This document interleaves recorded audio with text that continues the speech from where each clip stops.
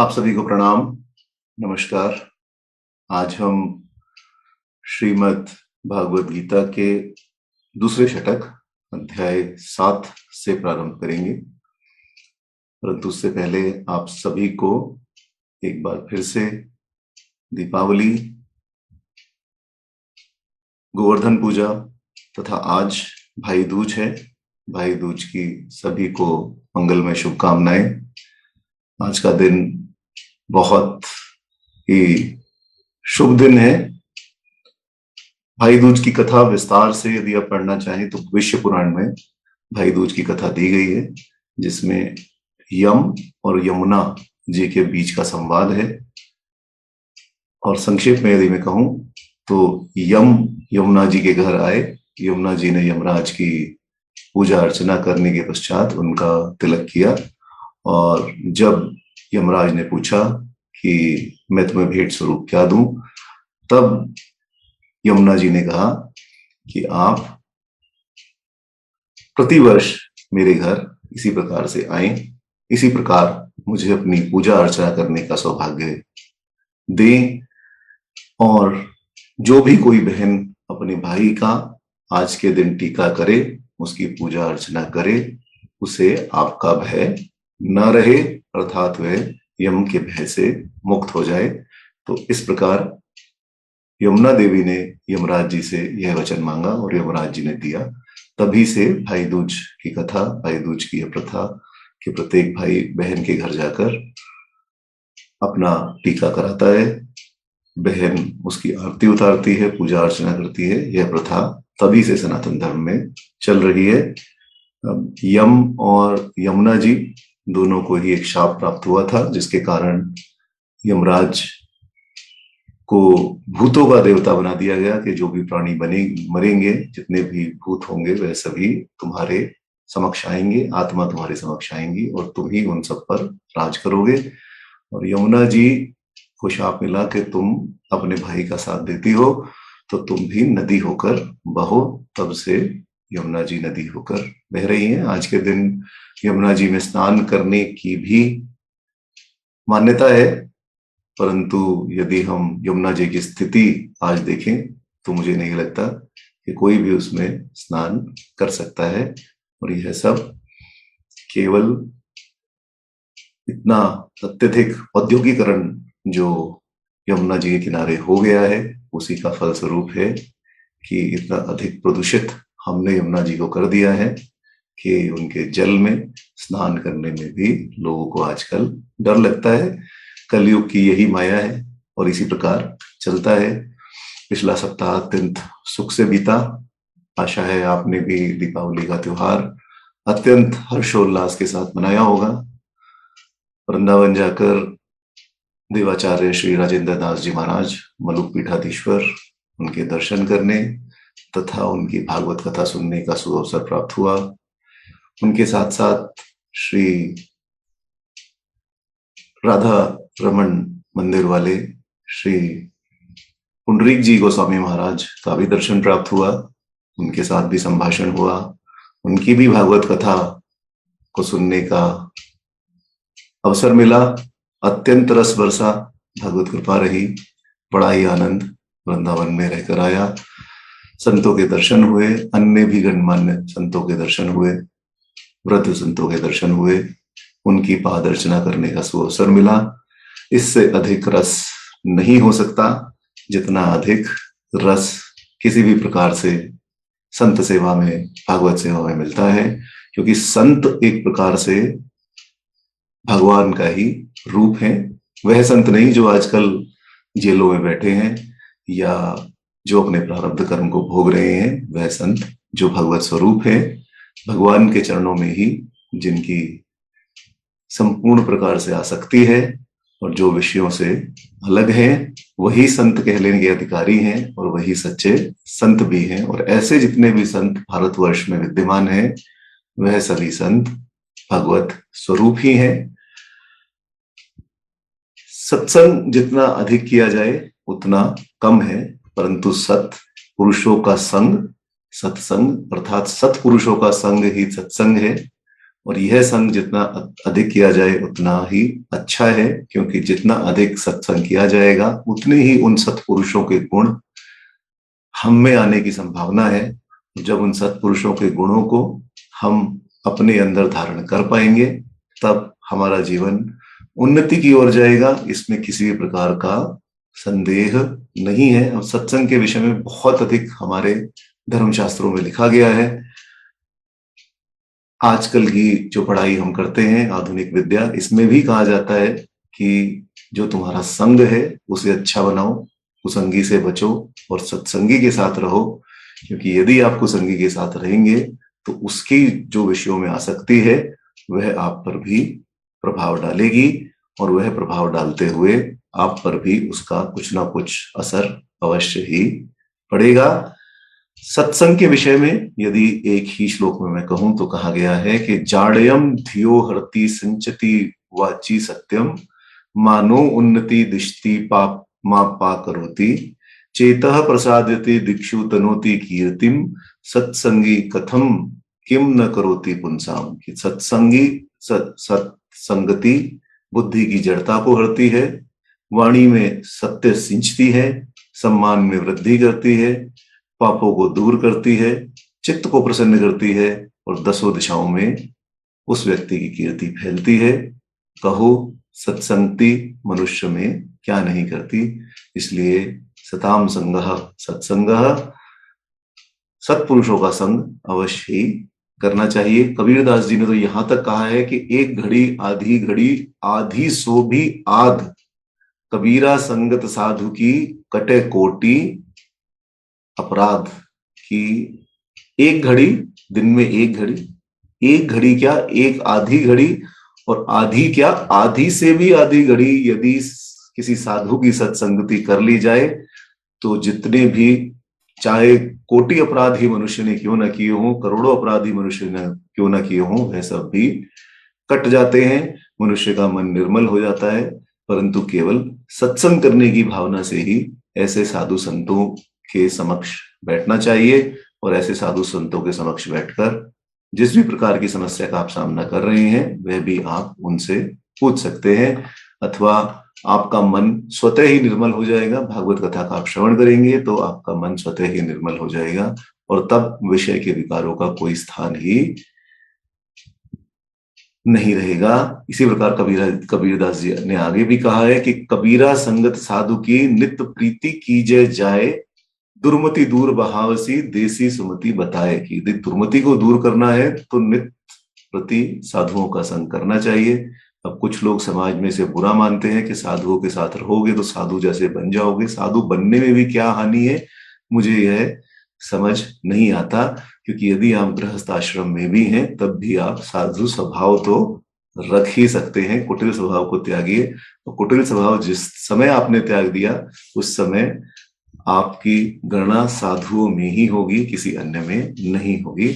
तो इस प्रकार यदि दुर्मति को दूर भगाना है और सुमति को अपने पास बुलाना है तब नित्य प्रति साधुओं का संग अवश्य ही करना चाहिए। ऐसी ही कुछ साधु संगति हमें भी प्राप्त हुई। जैसा कि मैंने कहा, अत्यंत करुणा बरसी, अत्यंत रस का आस्वादन किया, भागवत रस प्राप्त हुआ, बड़ी ही अच्छी दीपावली भी गुजरी, बहुत अच्छा पूरा सप्ताह गया। तो आज 7वां अध्याय प्रारंभ करने से पहले हम अपने मन, वाणी और बुद्धि को भगवान के श्री चरणों में अर्पित करते हुए भगवान का ध्यान करते हैं। ओम शुक्लांबरधरं देवं शशिवर्णं चतुर्भुजं प्रसन्नवदनं ध्यायेत् सर्वविघ्नोपशान्तये। शान्ताकारं भुजङ्गशयनं पद्मनाभं सुरेशं विश्वाधारं गगनसदृशं मेघवर्णं शुभांगं लक्ष्मीकान्तं कमलनयनं योगी विधिर्यानगम्यम् वंदे विष्णु भवभयहरं सर्वलोकैकनाथं। सर्वमंगल मांगल्ये शिवे सर्वार्थ साधिके शरण्ये त्र्यंबके गौरी नारायणी नमोस्तुते। सर्वदा सर्वकार्येषु नास्ति तेषां मंगलं येषां हृदयस्थो भगवान् मङ्गलायतनं हरि तदेव लग्नं सुदिनं त्वदेव ताराबलं चन्द्रबलं त्वदेव विद्याबलं दैवबलं त्वदेव लक्ष्मीपते ते गृयुगं स्मरामि लाभस्तेषा जयस्तेषा कुत्स्तेषा पराजयः येषामिन्दीवर्षामो हृदयस्थो जनार्दनः विनायकं गुरुभानु ब्रह्मा विष्णु महेश्वरान् सरस्वती प्रणम्यादो सर्वकार्यार्थसिद्धये अभिषिक्तार्थसिद्ध्यर्थं पूज्यते ये सुरासुरे सर्वविघ्नहरस्तस्मै गणाधिपतये नमः। ओम प्रहलाद नारद पराशर पुंडरीक व्यासाम्बरीश शुक शौनक भीष्मदालभयान रुक्मांदार अर्जुन विभीषण युधिष्ठिरादीन पुण्यानिमान परम भागवतान स्मरामि। ओम अश्वत्थामा बलियासो हनुमानश्च विभीषणः कृप परशुरामश्च सप्तेत चिरजीवनः सप्तेतांसं समेर नित्यं मार्कण्डेयमतष्टमम् जीवेद वर्षं शतं सागरमप्पमृत्यु विनश्यति। ओम नारायणं नमस्कृत्य नरं चैव नरोत्तमं देवीं सरस्वतीं व्यासं ततो जयमुदीरये। व्यासाय विष्णुरूपाय व्यासरूपाय विष्णवे नमो वै ब्रह्मनिधये वसिष्ठाय नमो नमः। वेदे रामायणे चैव पुराणे भारते तथा आदावन्ते च मध्ये च हरिः सर्वत्र गीयते। नमोऽस्तुते व्यास विशालबुद्धे फुलारविन्द तपत्नेत्रं येन त्वया भारत तैलपूर्णे प्रज्वालितो ज्ञानमय प्रदीपः। सर्वोपनिषदो गावो दोग्धा गोपाल नंदनः पार्थो वत्स सुधीर भोक्ता दुग्धम गीतामृतम महत्। ओम वसुदेव सुतं देवं कंस चाणूरमर्दनम देवकी परमानंदम कृष्णं वंदे जगद्गुरुम्। श्री कृष्ण गोविंद हरे मुरारे हे नाथ नारायण वासुदेव मात पिता स्वामी सखा हमारे। हे नाथ नारायण वासुदेव हरे राम राम राम हरे हरे हरे कृष्ण कृष्ण कृष्ण हरे हरे हरे राम राम राम हरे हरे हरे कृष्ण कृष्ण कृष्ण हरे हरे। ओम नमो भगवते वासुदेवाय। ओम नमो पितामहाय। ओम नमो प्रजापतिभ्य। ओम नमो कृष्णद्वैपायन। ओम नमो सर्वविघ्न विनायकेभ्य। जय जय श्री राधे श्याम जय जय श्री सीताराम जय जय श्री राधे जय श्री श्याम। तो आज हम अध्याय 7 से प्रारंभ करेंगे। उससे पहले मैं प्रारंभ करूं, एक प्रश्न जो पूछा गया था वह यह था कि कर्म के विषय में बताइए, किस प्रकार कर्मों को हम विभाजित कर सकते हैं, किस प्रकार प्रारब्ध कर्म जो अनेक बार श्रीमद् भागवत गीता में भी आया, हमने भी अध्याय 1 से अध्याय 6 तक पढ़ा कि श्रीमद् भागवत गीता में भी अनेक जगह प्रारब्ध कर्म आया। तो यह बताइए कि कर्म को हम किस प्रकार विभाजित कर सकते हैं और कर्म किस प्रकार का फल कर्म देते हैं।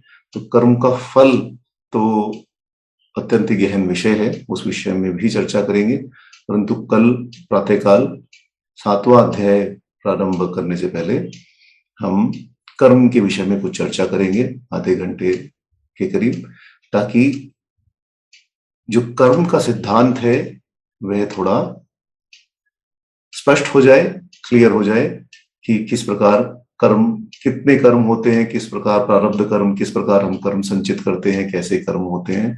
स्वामी राम सुखदास जी ने बहुत ही अत्यंत गहन रूप में इस कर्म और कर्म योग का वर्णन किया है। हालांकि छठा अध्याय हम समाप्त कर चुके हैं, और प्रारंभ में जब हमने कर्मयोग प्रारंभ किया था, पहला षटक प्रारंभ किया था, तब भी हमने इस विषय में कुछ चर्चा की थी, परंतु इतने विस्तार से चर्चा नहीं थी।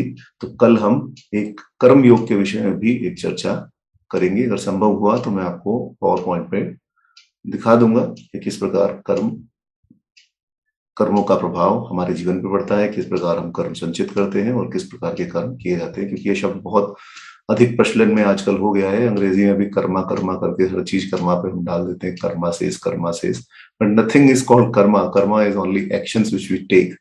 So what are those actions? What are the implication? How do we, really get into it? That is something which we will discuss tomorrow. Otherwise, whatever work we are doing as of today, that work or that karma is basically dependent on 3-4 things that we will discuss in detail tomorrow morning before we start the 7th chapter. Because the question has been asked in English, so that's why I'm speaking in English. Otherwise, Hindi और अंग्रेजी दोनों में मैं इस विषय में स्पष्ट कर दूंगा, ताकि जो हमारे बंधु हिंदी नहीं समझ पाते वह भी इस विषय को समझ सके। अगर संभव हुआ तो एक वीडियो भी हम अपनी वेबसाइट पर अपलोड कर देंगे, परंतु कल अवश्य ही इस विषय में चर्चा करेंगे। अब 7वें अध्याय में ज्ञान विज्ञान योग से हम आज प्रारंभ करेंगे। जैसा कि हमने श्रीमद् भागवत गीता का जब हम संक्षेप में निरूपण कर रहे थे, प्रारंभ में ही हमने कहा था कि श्रीमद् भागवत गीता को यदि हमें 3 भागों में विभाजित किया जाए, जो कि अनेक संतों की मान्यता भी है कि हम श्रीमद् भागवत गीता को 3 भागों में विभाजित कर सकते हैं अथवा 3 षटकों में विभाजित कर सकते हैं। पहला षटक अर्थात पहले 6 अध्याय में कर्म योग का विषय है। भगवान श्री कृष्ण अर्जुन को कर्म करने की प्रेरणा देते हुए कर्मों की ओर ही लगा रहे हैं, और हर समय आपने देखा होगा कि जब भी उपदेश अपना समाप्त किया तब भगवान श्री कृष्ण ने यही कहा कि तुम उठो और युद्ध के लिए तैयार हो जाओ अथवा अपना स्वकर्म करो, और इस प्रकार की जो भी शंकाएं तुम्हारे मन में हो रही हैं उन सब शंकाओं को दूर हटा दो। पहले अध्याय में पहले 6 अध्याय कर्म योग और उसके पश्चात ज्ञान योग, आखिरी के 6 अध्याय, और इन 6 अध्यायों के बीच में अर्थात 1 से 6 और 12 से 18 जो ज्ञान योग का विषय है, उन दोनों के बीच में यहाँ भक्ति योग को रख दिया गया है। 7वें से 12वें अध्याय तक भगवान भक्ति योग का ही विषय कह रहे हैं। अभी केवल अपने विषय में कहना प्रारंभ करते हैं और 10वें अध्याय में विभूति योग में जाकर अपना दर्शन भी देंगे, जब भगवान दिखाएंगे कि समस्त विश्व उन्हीं में व्याप्त है। वहां भी एक बहुत इंपॉर्टेंट मैनेजमेंट लेसन है, इसकी चर्चा जब हम 10वें अध्याय में पहुंच जाएंगे तब करेंगे। परंतु यहां हम देखें तो दोनों कर्म योग और ज्ञान योग के बीच में भगवान ने भक्ति योग को रखा है, क्योंकि यदि भक्ति मध्य में होगी, कर्म और ज्ञान के बीच में यदि भक्ति आ जाएगी, तब कर्म मिश्रित शुद्ध और ज्ञान मिश्रित इस प्रकार की भक्ति जो होगी वह सभी मनुष्यों का कल्याण करेगी। कर्म और ज्ञान के बीच में हम भक्ति को रखेंगे तो किसी भी प्रकार का संदेह भी नहीं रहेगा, और अपने कर्म को भगवान की आज्ञा मानते हुए ही आगे करते जाएंगे। फलों के विषय में चिंता नहीं करेंगे और फल भी भगवान को ही अर्पित कर देंगे। भक्ति सभी साधनों का प्राण रूप है, चाहे कर्मी हो चाहे ज्ञानी हो। भक्ति मध्य में न होने से दोनों में बंधन की आशंका रहती है। ऐसी आशंका ना रहे, इसीलिए भगवान ने कर्म योग का विषय कहने के बाद भक्ति योग का विषय कहना प्रारंभ किया।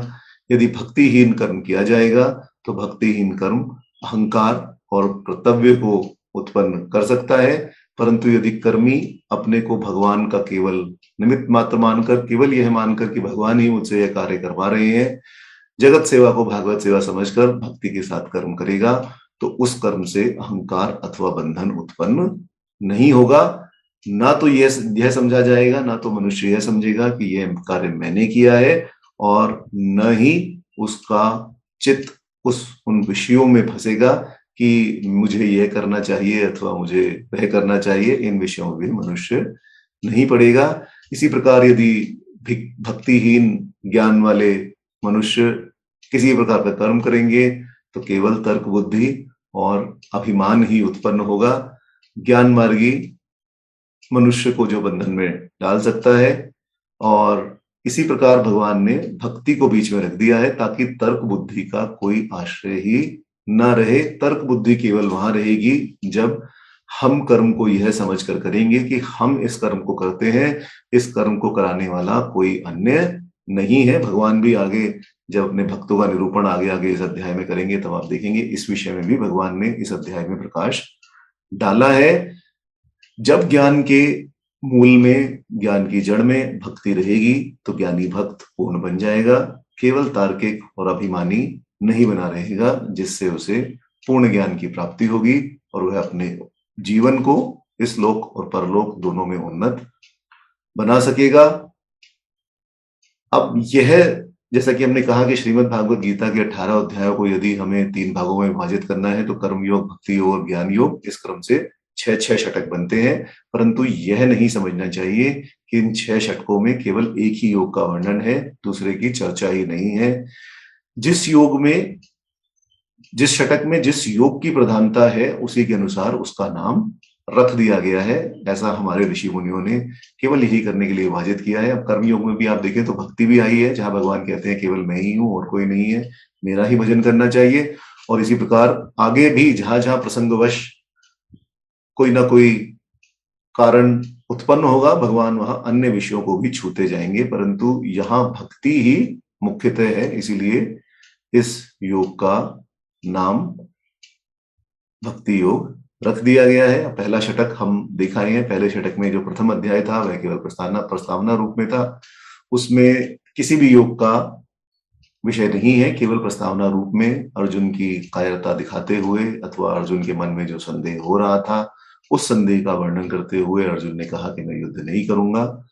फिर दूसरे अध्याय में 11वें से 30वें श्लोक तक सांख्य योग, ज्ञान योग का विषय आया। इसके बाद 39वें श्लोक से लेकर तीसरे अध्याय के अंत तक कर्म योग का विस्तृत वर्णन भगवान ने किया। चौथे और 5वें अध्याय में कर्म योग और ज्ञान योग का मिला जुला वर्णन था। छठे अध्याय में मुख्य रूप से हम देखें तो ध्यान योग का ही वर्णन किया गया, और इसके साथ ही जहां जहां प्रसंग आया वहां कर्म योग आदि का भी वर्णन भगवान ने किया। पहला षटक इन सभी विषयों का मिश्रण ही एक प्रकार से है, परंतु यदि हम अन्य दोनों षटक देखें, 7 से 12वां अध्याय और 13वें से 18वां अध्याय, तो यदि हम इस प्रकार इन दोनों षटकों को विभाजित करें और देखें तो इनमें मुख्य रूप से भक्ति योग का ही विशद वर्णन है। इसलिए इस षटक को, इन 6 अध्यायों को भक्ति प्रधान ही माना जाता है। जो आखिरी अंतिम षटक आएगा उस षटक में 13वें और 14वें अध्यायों में स्पष्ट रूप से हम देख सकते हैं कि ज्ञान योग का ही विषय है। ज्ञान योग के विषय में ही भगवान कह रहे हैं। 15वें में पुनः भक्ति योग का वर्णन कुछ कुछ मिलता है। 16वें में भगवान ने देवी और आसुरी संपदा अथवा संपत्ति, कौन देवी पुरुष है कौन आसुरी पुरुष है, इस विषय में बहुत ही विस्तार से भगवान ने चर्चा दी है। और यदि आप इस 16वें अध्याय को ही केवल पढ़ें तो आप समझ सकते हैं कि गीता में कितनी भगवान की दिव्य वाणी है और कितना दिव्य ग्रंथ श्रीमद् भागवत गीता है। 17वें अध्याय में श्रद्धा, आहार, यज्ञ, दान, तप आदि का भगवान ने वर्णन किया है, और 18वें अध्याय में गीता का उपसंहार होने से उसमें कर्म, भक्ति और ज्ञान तीनों ही योगों का वर्णन है। तथा अंत में शरणागति प्रधान भक्ति योग में उपदेश देने का उपदेश भी भगवान ने किया है। और परंतु यही है कि यदि हम अंतिम षटक देखें तो जितना अधिक ज्ञान योग का वर्णन इस अंतिम षटक में 13वें से लेकर 18वें अध्याय तक भगवान ने किया है, उतना पहले अथवा दूसरे में नहीं है। और इसी कारण जो अंतिम षटक है उसे ज्ञान योग प्रधान कहा गया है, और इसी प्रकार से श्रीमद् भागवत गीता को विभाजित किया गया है।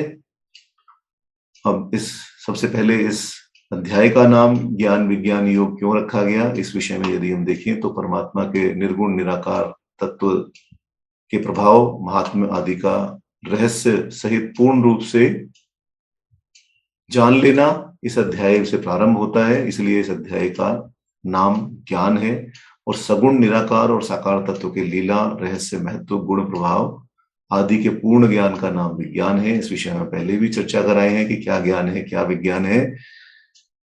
इन ज्ञान और विज्ञान के सहित भगवान के स्वरूप को जानना, स्पष्ट रूप से स्वयं भगवान को जानना ही है। इस अध्याय में समग्र रूप से भगवान के स्वरूप का, उसके जानने वाले अधिकारियों का, भक्तों का तथा साधनों का वर्णन है। इसलिए इस अध्याय का नाम ज्ञान विज्ञान योग रखा गया है।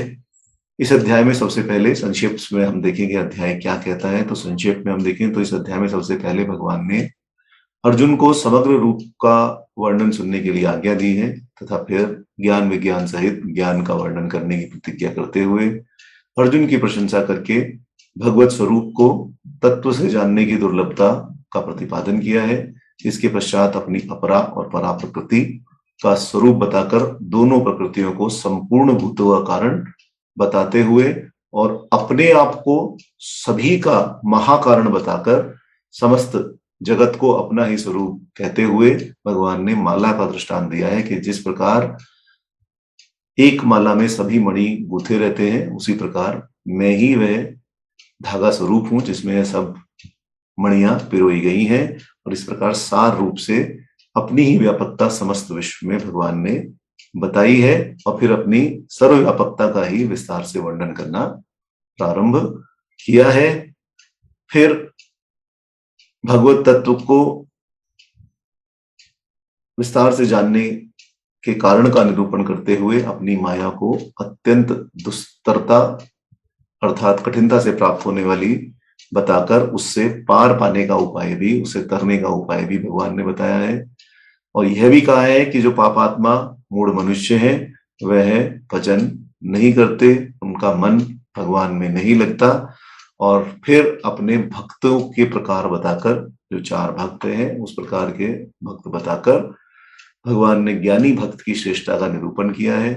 और फिर भक्तों को, उदार और ज्ञानी को अपनी आत्मा स्वरूप ही बताया है।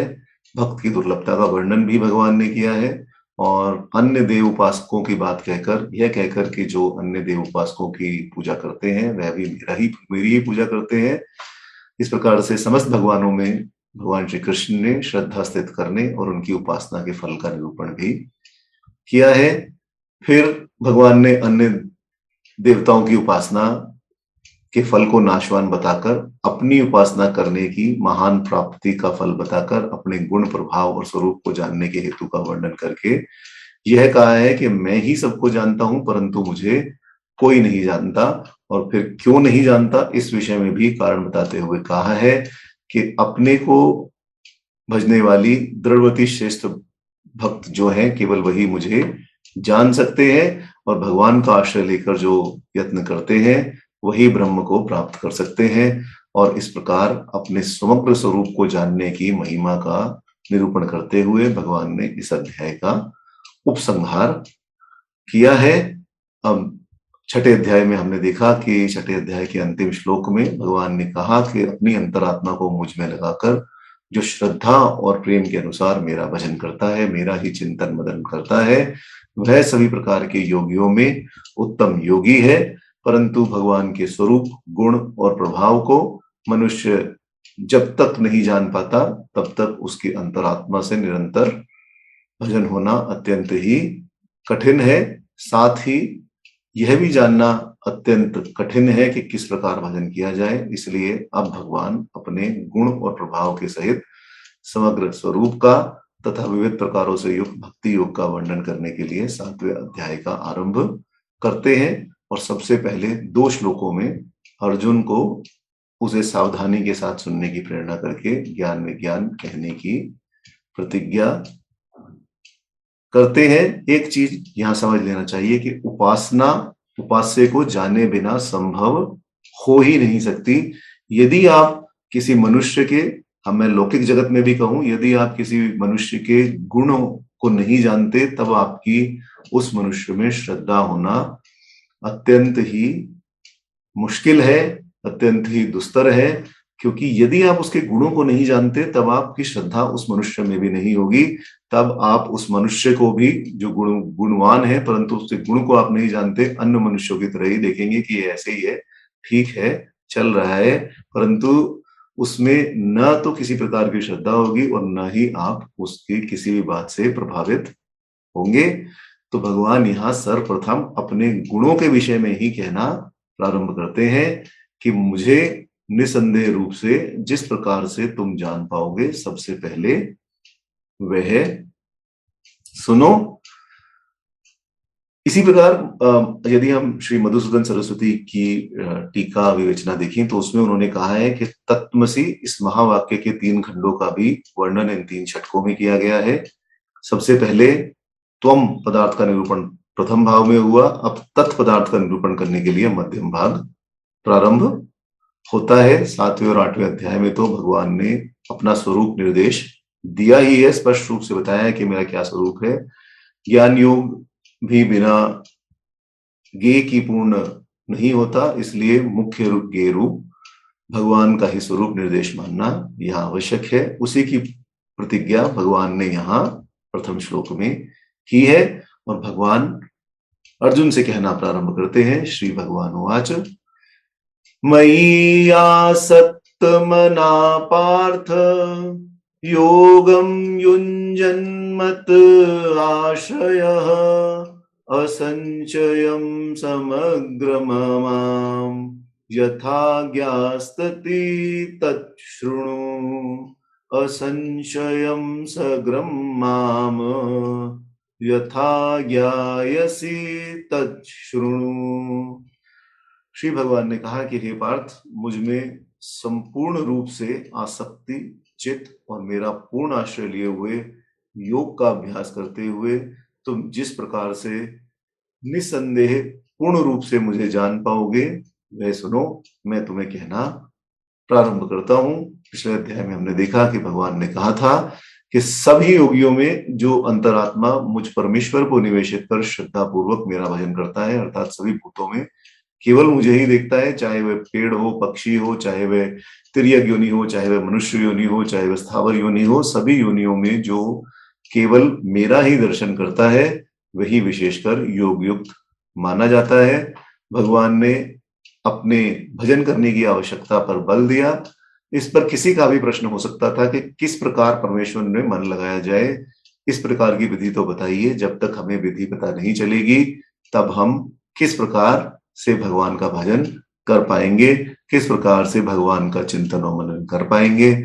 इसलिए कृपा पूर्वक अपना स्वरूप बताइए। इस प्रश्न को समझते हुए भगवान ने अपने स्वरूप के निर्देश से ही इस अध्याय का आरंभ किया और अर्जुन से कहा कि तुम अपने मन को मुझ में आसक्त कर योग का आचरण करो और मुझे ही अपना केवल आश्रय मानते हुए संशय रहित होकर मेरा पूर्ण ज्ञान जिस रूप में तुम प्राप्त कर सकोगे उसे अच्छी प्रकार से सुनो।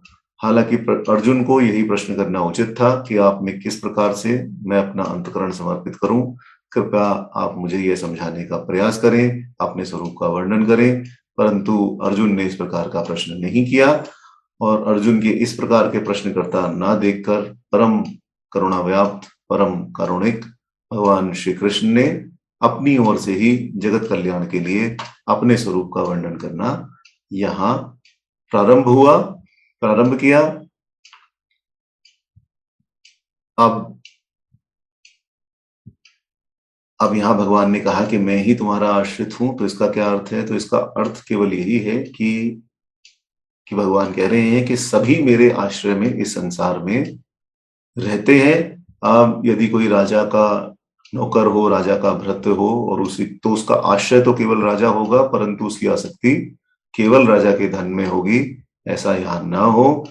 यहाँ तो परमात्मा में की चित्त में ही आसक्ति रहे और परमात्मा को ही आश्रय माना जाए। इसीलिए भगवान यहाँ सबसे पहले ये कहते हैं कि मेरा ही आश्रय तुम लो और मेरा ही आश्रय लेते हुए तुम अपने समस्त कर्मों को करो। यहाँ भगवान ने जब सबसे पहले कहा तो केवल यही कहा कि मया सक्त मनः। अब मया सक्त मनः अर्थात इस लोक और परलोक किसी के भी भोग में जिसके मन में जरा भी आसक्ति नहीं है तथा जिसका मन सभी ओर से हटकर एकमात्र परम प्रेमास्वाद सर्वगुण संपन्न परमेश्वर में ही आसक्त हो गया है कि जरा से उनके वियोग से वह परम व्याकुल हो जाता है और उनके विस्मरण को सहन नहीं कर सकता, उसे भगवान मया सक्त मना कहते हैं कि जिसका मन केवल मेरे में ही लगा हुआ है और जिसका मन कहीं और इधर उधर नहीं जाता, वही उसी प्रकार का तुम्हें भी प्रयास करना चाहिए कि तुम्हारा मन केवल मुझ में ही लगा रहे।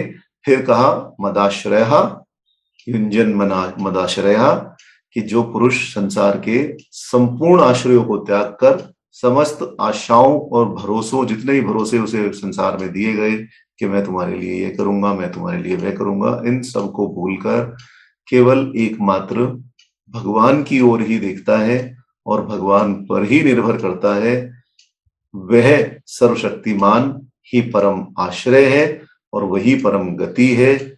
और जो भक्त इस प्रकार उनके भरोसे से सदा निश्चिंत हो गया है, उसे भगवान मदाश्रय कहते हैं, कि जिसे केवल मेरा ही आश्रय है, मेरे अतिरिक्त न तो वह किसी को देखता है, न किसी की सुनता है और न ही वह किसी अन्य पर विश्वास करता है। केवल मेरे ओर ही, मेरा ही आश्रय लिए हुए जो इस संसार में विचरता है, वह व्यक्ति मेरा आश्रित है। योग युंजन कहा, योग युंजन, योगम युंजन मदाश्रय। योग युंजन के कहने का अभिप्राय यही है कि यहाँ भक्ति योग का प्रकरण आरंभ किया, इसलिए मन और बुद्धि को अविचल भाव से भगवान में स्थिर कर देना चाहिए और नित्य निरंतर केवल उनका ही चिंतन करना चाहिए। यही योगम युंजन का अभिप्राय है और यही भगवान यहाँ कह रहे हैं। अब यहाँ भगवान ने एक चीज और कही कि संशय रहित होकर भगवान को जानना चाहिए, कि जो मुझे संशय रहित जानेगा उसे सुनो। मां यथा ज्ञायसी असंशयम समग्रम माम यथा ज्ञायसी तच्छृणु, कि जो असंशय, जिसको कोई किसी प्रकार का संशय नहीं रहेगा, जो संशय रहित हो जाएगा, वही केवल मुझे जान पाएगा। भगवान अनंत कोटि ब्रह्मांड में व्याप्त है, या मैं यह कहूं कि अनंत कोटि ब्रह्मांड नायक है और अनंत कोटि ब्रह्मांड उन भगवान में ही अर्पित है और वही उसके आश्रय करता है। सभी उनके स्वरूप हैं ब्रह्मांड में, न तो इनसे पहले कुछ है न इनके बाद कुछ है। भगवान ही नित्य है, सत्य है, सनातन है, वही सर्वगुण संपन्न है, वही सर्वशक्तिमान है, वही सर्वज्ञ है, वही सर्वव्यापी है, वही सर्वाधार रूप है, वही सर्वरूप है तथा योग माया से ही केवल इस जगत में प्रकट होते हैं। उनके अतिरिक्त कोई अन्य नहीं है। सगुण निर्गुण सभी उनके रूप हैं और जो इस प्रकार से भगवान को जान लेगा, जिसका मन यह विचल नहीं होगा कि भगवान है भी या नहीं है, आगे हम चर्चा करेंगे इस विषय में, परंतु समाज में आपको अनेक बुद्धिमान लोग तार्किक बुद्धि से आपको तर्क देते हुए मिल जाएंगे कि भगवान तो है ही नहीं, वी क्रिएटेड गॉड, भगवान को ह्यूमंस ने बनाया, भगवान को मनुष्यों ने बनाया, इसलिए हम जो है हम ही सब हैं, हम ही हम हैं और कोई कुछ नहीं है। और यह जो अहम का भाव है यही उनकी अवनति का कारण बनता है। तो भगवान का यह सब कहने का अर्थ केवल यही है कि तुम्हें चित्र को एकाग्र करके किसी प्रकार का संशय न रखते हुए केवल कर्म योग करते रहो और कर्म योग का आश्रय लेकर भक्ति योग का आश्रय लो और मुझे ही सभी प्रकार से सभी विश्व का नायक मानते हुए मेरी ही श्रद्धा में बने रहो। और इस प्रकार भगवान शंकराचार्य ने भी यहाँ यही कहा है कि पूर्ण रूप से जो भगवान को अर्थात विभूति ऐश्वर्य शक्ति आदि का जो पूर्ण ज्ञान प्राप्त कर लेगा, वही भगवान का पूर्ण आश्रित हो सकता है। और भगवान श्री कृष्ण का तात्पर्य भी यहाँ यही है और इसीलिए इस षटक में सबसे पहले भगवान ने अपनी विभूति दिखाई और फिर विश्व रूप दिखाया। विश्व रूप प्रदर्शित करने के बाद भगवान ने यह स्पष्ट कर दिया कि केवल मैं ही हूं, कोई अन्य नहीं है। और समग्र शब्द शब्द का अर्थ यदि हमें यहाँ लेना है तो हम यहाँ जीव, प्रकृति और रूप शरीर भी यहाँ इसका अर्थ ले सकते हैं। इसके आगे भगवान ने कहा कि इस ज्ञान को तुम यदि इस प्रकार से जान लोगे तब तुम्हें कुछ अन्य जानने की आवश्यकता नहीं रहेगी। सबसे पहले भगवान ने कहा, ज्ञानम ते अहम सविज्ञानम इदं वक्ष्यामि अशेषतः यत् ज्ञात्वा न इह भूयः अन्यत् ज्ञात्वम् अविष्यचे यत् ज्ञात्वा न इह भूयः अन्यत् ज्ञात्वम् अवशिष्यते।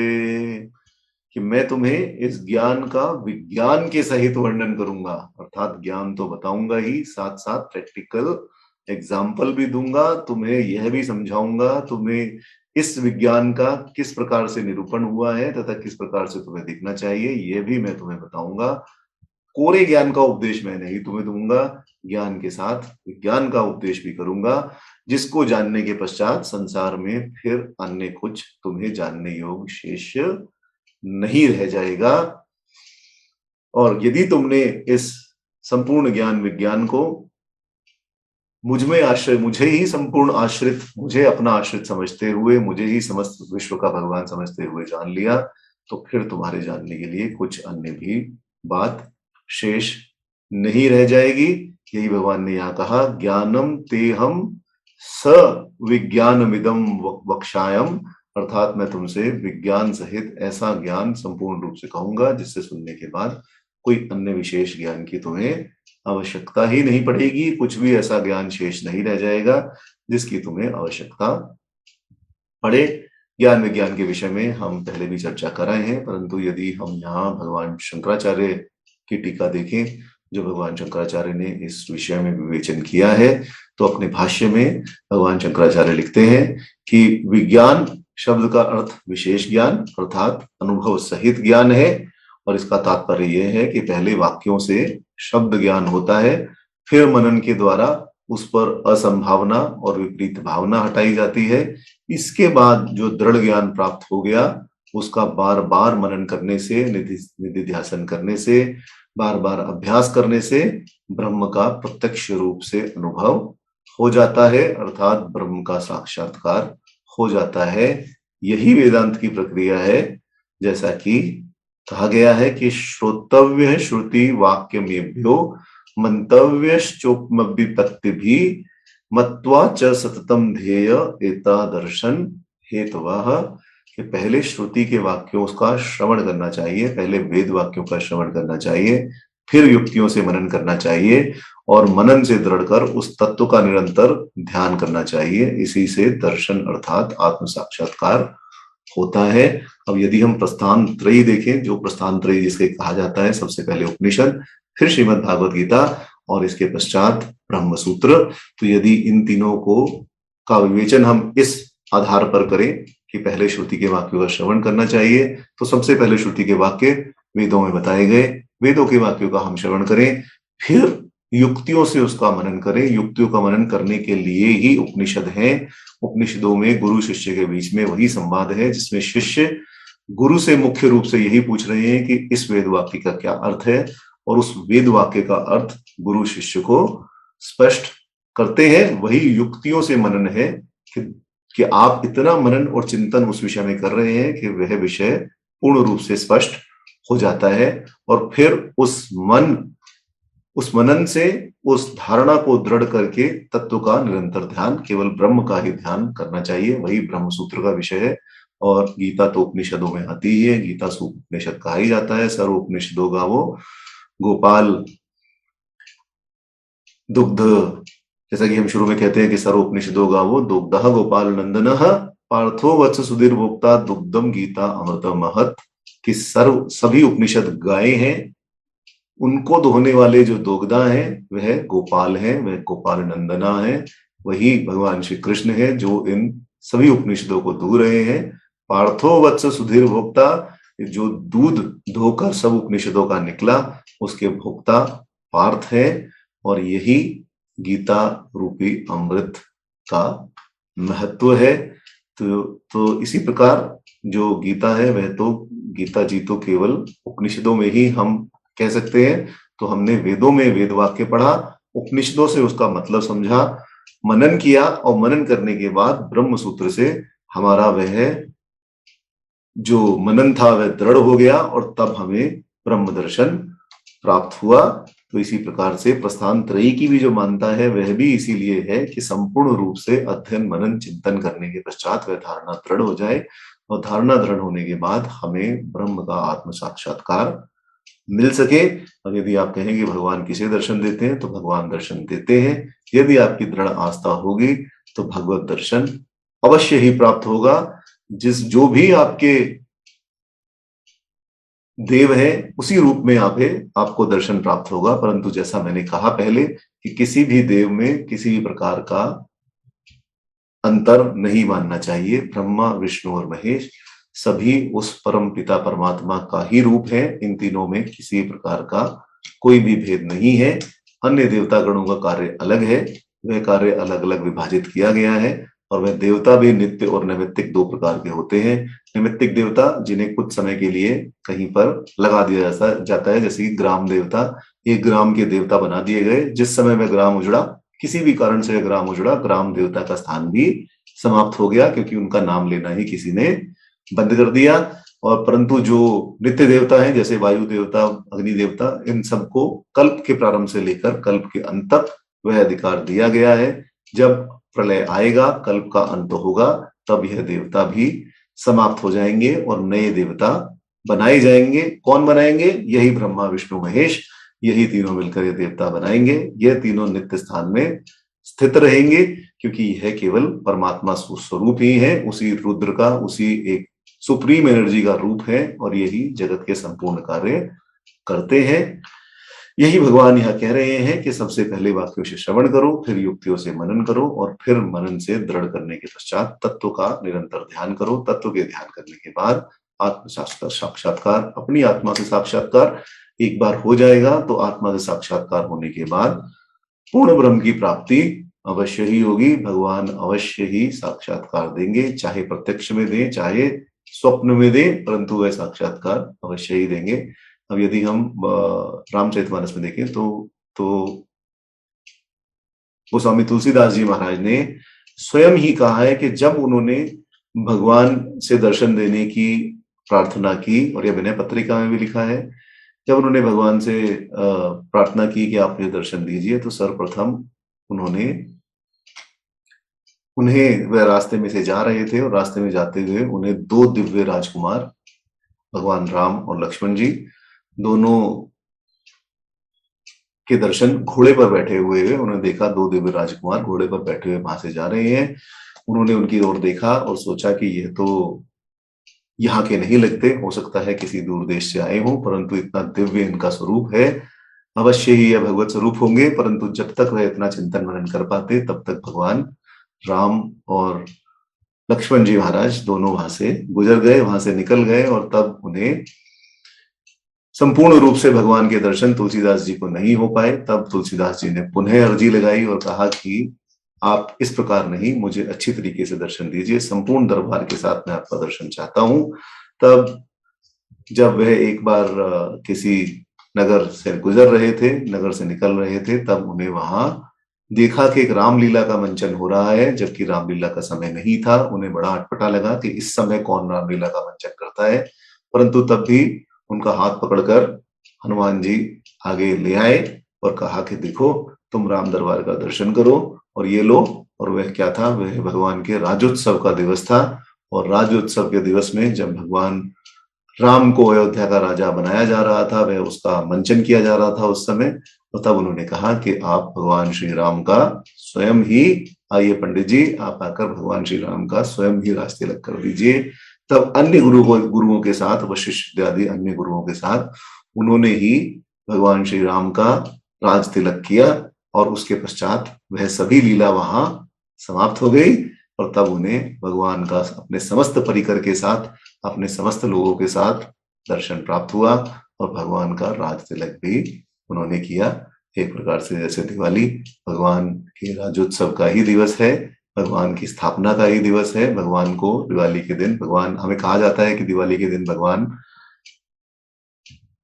आए थे वापस अयोध्या में, परंतु जो दिवाली है वह उनके राज्योत्सव का दिवस है। जिस समय भगवान श्री राम को अयोध्या का राजा बना दिया गया, तब दीपोत्सव बना, और तब ही दिवाली हम दीपोत्सव के रूप में मनाते हैं। अनेक प्रकार की कालखंड के भेद से अनेक प्रकार के विषय हैं जिसके कारण दीपावली मनाई जाती है। सबसे पहले तो आपको ज्ञात ही है कि इस दिन माँ लक्ष्मी का प्रादुर्भाव हुआ था समुद्र मंथन के समय। उसके पश्चात जो मार्कंडेय पुराण में हम देखें तो देवी भगवती ने जब शुंभ निशुंभ का वध किया, और शुंभ निशुंभ का वध करने के बाद जब पूर्ण रूप से भगवती की विजय हुई, तो वह विजयदशमी के रूप में भी हम इसी दिन मनाते हैं। नरक चतुर्दशी श्रीमद् भागवत महापुराण में आप देखें तो इसी दिन भगवान श्री कृष्ण ने नरकासुर का अंत किया था, तथा उसके अंतपुर में रहने वाली 16,000 स्त्रियों का, जिन्हें समाज में कोई भी लेने को तैयार नहीं था, उन्हें समाज में कोई भी स्थान प्राप्त करने का कारण नहीं था। कोई भी समाज में, सभी उन्हें निंदनीय समझते थे कि तुम नरकासुर के अंतपुर में रही, तुम तो दूषित हो चुकी हो, तुम्हारा वर्ण कोई नहीं करेगा। तब भगवान ने अत्यंत करुणा दिखाते हुए उन सभी का वर्ण किया, और तब उन सभी ने दीपोत्सव मनाया अपनी नरकासुर के अंत के लिए तथा अपने कल्याण के लिए, भगवान को पति रूप में वर्ण करने के लिए उन्होंने भी दीपोत्सव मनाया। तो इसलिए नरक चतुर्दशी की भी मान्यता है। हमारा धर्म इतना पुराना है कि यह सभी आपस में मिले जुले हैं। ये सभी, जैसा कि भगवान आगे कहेंगे, कि मणि रूप से एक ही माला में पिरे हुए हैं, और यही माला हमारा सनातन धर्म है। कालखंड के भेद से अनेकों त्योहार एक दूसरे में रच बस गए हैं, परंतु मान्यता, चाहे आप किसी भी रूप में माने, मान्यता वही है। तो इस प्रकार भगवान ने कहा कि भाव को एक प्रकार से देखना ज्ञान है, और एक को ही अनेक रूपों में विकसित देखना विज्ञान है। इस प्रकार शब्द के कार्यों में कारण को अनुगत देखना ज्ञान है, और अनेक कार्यों का उद्भव स्थान देखना विज्ञान है। श्रीमद् भागवत महापुराण में भी एकादश स्कंद में 19वें अध्याय में ज्ञान विज्ञान शब्द आए हैं, और उनका विवरण भी इसी व्याख्या के अनुसार वहां प्राप्त होता है। अमर कोश में भी ज्ञान और विज्ञान का ऐसा ही अर्थ बताया गया है कि मोक्षे धी निमंत्र विज्ञानम शिल्प शास्त्रों, अर्थात मोक्ष में बुद्धि लगाना ज्ञान है, और शिल्प अथवा शास्त्रों से जो बुद्धि हो वह विज्ञान है। किस प्रकार हम मोक्ष को प्राप्त कर सकते हैं, किस रास्ते पर हमें चलना है, जब यह ज्ञान प्राप्त हो जाए तो वही विज्ञान है। सब जानते हैं कि मोक्ष प्राप्ति केवल सभी अनुगत पदार्थों में, संपूर्ण विश्व में हम भगवान को देखें तभी हो सकती है। स्थात्मकता बुद्धि, जिसे भगवान ने निश्चयात्मकता बुद्धि भी कहा, कि जब वह स्थिर बुद्धि हमें प्राप्त हो जाएगी तब मोक्ष की प्राप्ति अवश्य ही होगी। मोक्ष कैसे प्राप्त होगा, इस विषय में मैंने आपको एक कथा सुनाई थी।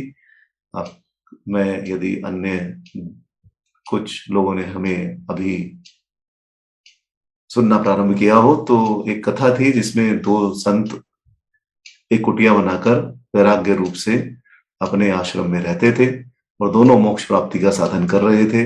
अनेकों वर्ष बीत गए, मोक्ष की प्राप्ति नहीं हुई।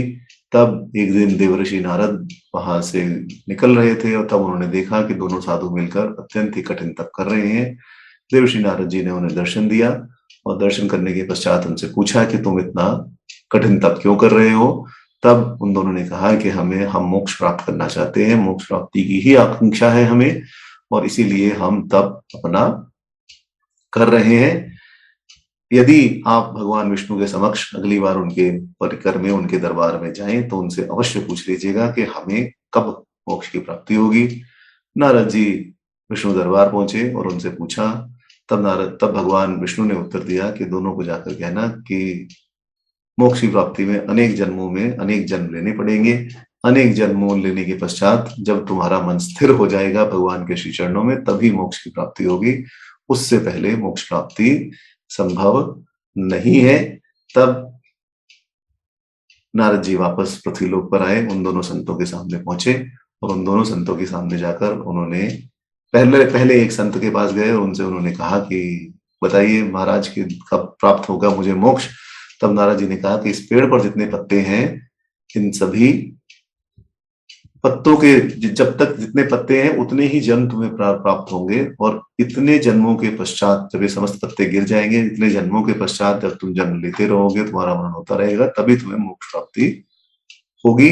तब उस संत ने कहा कि यदि ऐसा है तो मुझे भगवत साधना करने की क्या आवश्यकता है, तब तो मैं भोगों में विषयों में रहकर इस संसार का आनंद उठाता हूं, क्योंकि जब मुझे इतने जन्म लेने ही है, इस जन्म में मोक्ष प्राप्ति नहीं होगी, तब मैं क्यों अपने आप को इस कठिन तप में सुखाऊं, क्यों ना मैं विषय भोगों में रहकर अपना कल्याण साधन इसी संसार में देखूं, मोक्ष तो न जाने कब प्राप्त होगा। और इस प्रकार वह संत भगवत सेवा से हट गया, भगवत सेवा से च्युत हो गया, और फिर दूसरे संत के पास जाकर देवर्षि नारद जी ने वही दोहराया कि जब इन समस्त पत्तों के रूप में तुम्हारे जन्म हो जाएंगे, इतने सारे जन्मों के पश्चात तुम्हें मोक्ष प्राप्त होगा।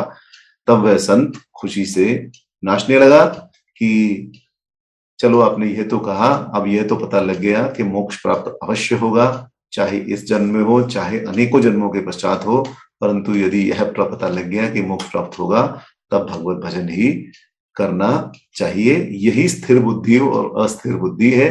स्थिर बुद्धि रहेगी कि मोक्ष प्राप्त होगा तो भगवत भजन में मन लगता रहेगा, धीरे धीरे मन उस ओर अवस्थित होता हुआ केवल मोक्ष प्राप्ति का ही प्रयास करेगा, और भगवान के चिंतन मनन में ही सारा समय व्यतीत होगा। चाहे आप अपना गृहस्थ का कार्य करते रहें, चाहे आप अपना जो भी उद्योग धंधा नौकरी आप कर रहे हैं वह करते रहें, परंतु भगवान का ध्यान अवश्य रखें। यही उत्तरोत्तर उन्नति का क्रम है, जिसे सनातन धर्म में कहा गया कि मनुष्य उत्तरोत्तर उन्नति करता हुआ आगे बढ़ता रहता है। अब आप उन्नति, जैसा कि हम पिछले अध्याय में देखा है, भगवान ने स्वयं ही कहा कि आत्मनेन ह्यो आत्मा और आत्मनेन रिपु आत्मा, कि आत्मा अपना ही खुद मित्र है और आत्मा अपना ही स्वयं शत्रु है। तो आपको अपनी आत्मा को अपना शत्रु बनाना है तो विषय भोगों में अवश्य जाइए, और यदि आपको आत्मा को अपना मित्र बनाना है तब विषय भोगों को थोड़ा रोकते हुए, उनका केवल उतना ही आहार विहार करते हुए जितनी आवश्यकता है, अपने मन को भगवत चरणों में, भगवान के श्री चरणों में अर्पित करते हुए उसी में मन लगाइए, तब भगवान की प्राप्ति अवश्य ही होगी और मोक्ष भी प्राप्त होगा। इसीलिए यहाँ ज्ञान और विज्ञान शब्द की अनेक अर्थता पर भी विचार नहीं करना चाहिए। भगवान यही कह रहे हैं कि मोक्ष प्राप्ति करने के लिए ज्ञान और विज्ञान रूप से, सभी रूप से मुझ में बुद्धि लगाओ और मुझ में ही बुद्धि को अर्पित कर दो। आगे यदि हम श्रीमद् भागवत गीता में देखें तो भगवान की प्रतिज्ञा के अनुसार ही श्रीमद् भागवत गीता में भी दोनों ही कहे गए हैं। आगे अभी चौथे पांचवें श्लोक में अपनी 8 प्रकार की अपरा प्रकृति और 1 प्रकार की परा प्रकृति बतलाकर पहले भगवान ने विज्ञान का उपदेश दिया, और छठे 7वें श्लोक में समस्त जगत में अपनी व्यापकता बताकर ज्ञान का भी उपदेश दिया, तथा सात्विक ज्ञान उत्तम है। उत्तम ज्ञान का यही लक्षण 18वें अध्याय के 20वें श्लोक में भी कहा गया है। इस कथन से उन्होंने विज्ञान समुद्र का अथाह होना ही बताया। हमारे देश के परम विद्वान श्री भरथरी ने भी यही कहा है कि अर्थात कि जब मैं थोड़ा जानता था तब मैं हाथी की तरह मद से अंधा होकर यही समझता था कि मैं सब जानता हूं, परंतु जैसे जैसे बुद्धिमान पंडितों के पास बैठकर कुछ कुछ जानने लगा, तब पहले वाला मद ज्वर की तरह उतर गया और मैं ये समझ गया कि मैं तो निरा मूर्ख हूं, मैं तो कुछ भी नहीं जानता। जो भगवत कृपा प्राप्त संत होंगे उनमें अहंकार बिल्कुल भी नहीं रहेगा, और यही भरथरी जी का भी कहने का प्रयास है। अब इस धर्म पर कुछ विधर्मी यह भी उपहास करते हैं कि इतने विशद विषयों को, इतने गहन विषयों को, इतने भीषण रहस्यों को समझने के लिए भगवान ने केवल इस छोटे से ग्रंथ में यह प्रतिज्ञा कैसे कर ली कि इसको जानने के पश्चात तुम्हें कुछ भी जानना शेष नहीं रहेगा। परंतु यदि हम इस पर विचार कर देखें, इस पर चिंतन और मनन करें, श्रीमद् भागवत गीता के स्वरूप पर पहले 6 अध्याय हम कराए हैं, 7वें से 12वें अध्याय तक भी हम भक्ति योग का विषय देखेंगे। तो यदि हम इस पर गहन चिंतन करें तो उस पर यही आपको भी प्रतीत होगा कि यह सब उपहास व्यर्थ है। इस कथन में वस्तुतः अत्यंत गंभीरता है। श्रीमद् भागवत गीता उपनिषदों का सार है और इन्हीं उपनिषदों को सार को भगवान श्री कृष्ण ने इन 700 श्लोकों में पिरो दिया है, जिससे यदि कोई अन्य ग्रंथ भी सनातन धर्मी न पढ़े, केवल श्रीमद् भागवत गीता का ही को ही यथार्थ रूप से समझ सके। ऐसा नहीं कि ज्ञान था किसी और का और विज्ञान मिला किसी और का। यदि ज्ञान विज्ञान दोनों को मिलाकर श्रीमद् भागवत गीता का ही चिंतन अध्ययन और मनन करें, जो हमारे ऋषि मुनियों ने, हमारे पूज्य महापुरुषों ने जो टीका टिप्पणी, जिस प्रकार की व्याख्या, जिस प्रकार का भाष्य श्रीमद् भागवत गीता पर लिखा है, यदि उन्हीं को पढ़ लें तो यह समझ आ जाएगा कि इस कथन में बड़ी गंभीरता है और श्रीमद् भागवत गीता में ही समस्त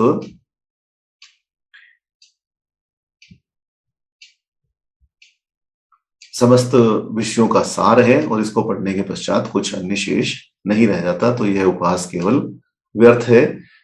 पिछले अध्यायों में हमने छांग्य उपनिषद में जो उद्दालक और श्वेत केतु, उनके पुत्र ऋषि उद्दालक और उनके पुत्र श्वेत केतु का जो संवाद था वही पढ़ा था।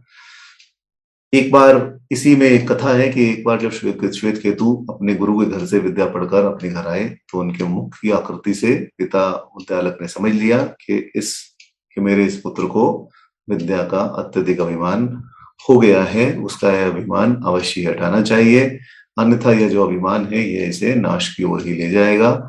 इस विचार से उन्होंने पुत्र को अपने समीप बुलाकर पूछा और बैठाया और कहा कि कहो पुत्र, क्या पढ़कर आए हो? तब श्वेत केतु ने कहा कि पिताजी सब कुछ पढ़ लिया, गुरुजी जितनी विद्या जानते थे वह सभी विद्याएं उन्होंने कृपा कर के मुझे दे दी है और मुझे इनका संपूर्ण ज्ञान हो गया है।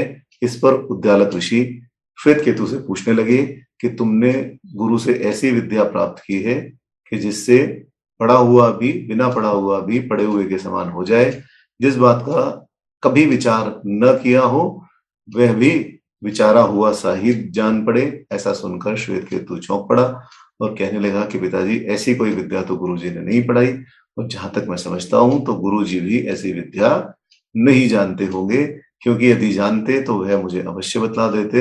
इसलिए मैं आपसे ही पूछता हूं, आप कृपा करके मुझे बताइए कि वह विद्या कौन सी है और किस प्रकार मैं उस विद्या को सीख सकता हूं।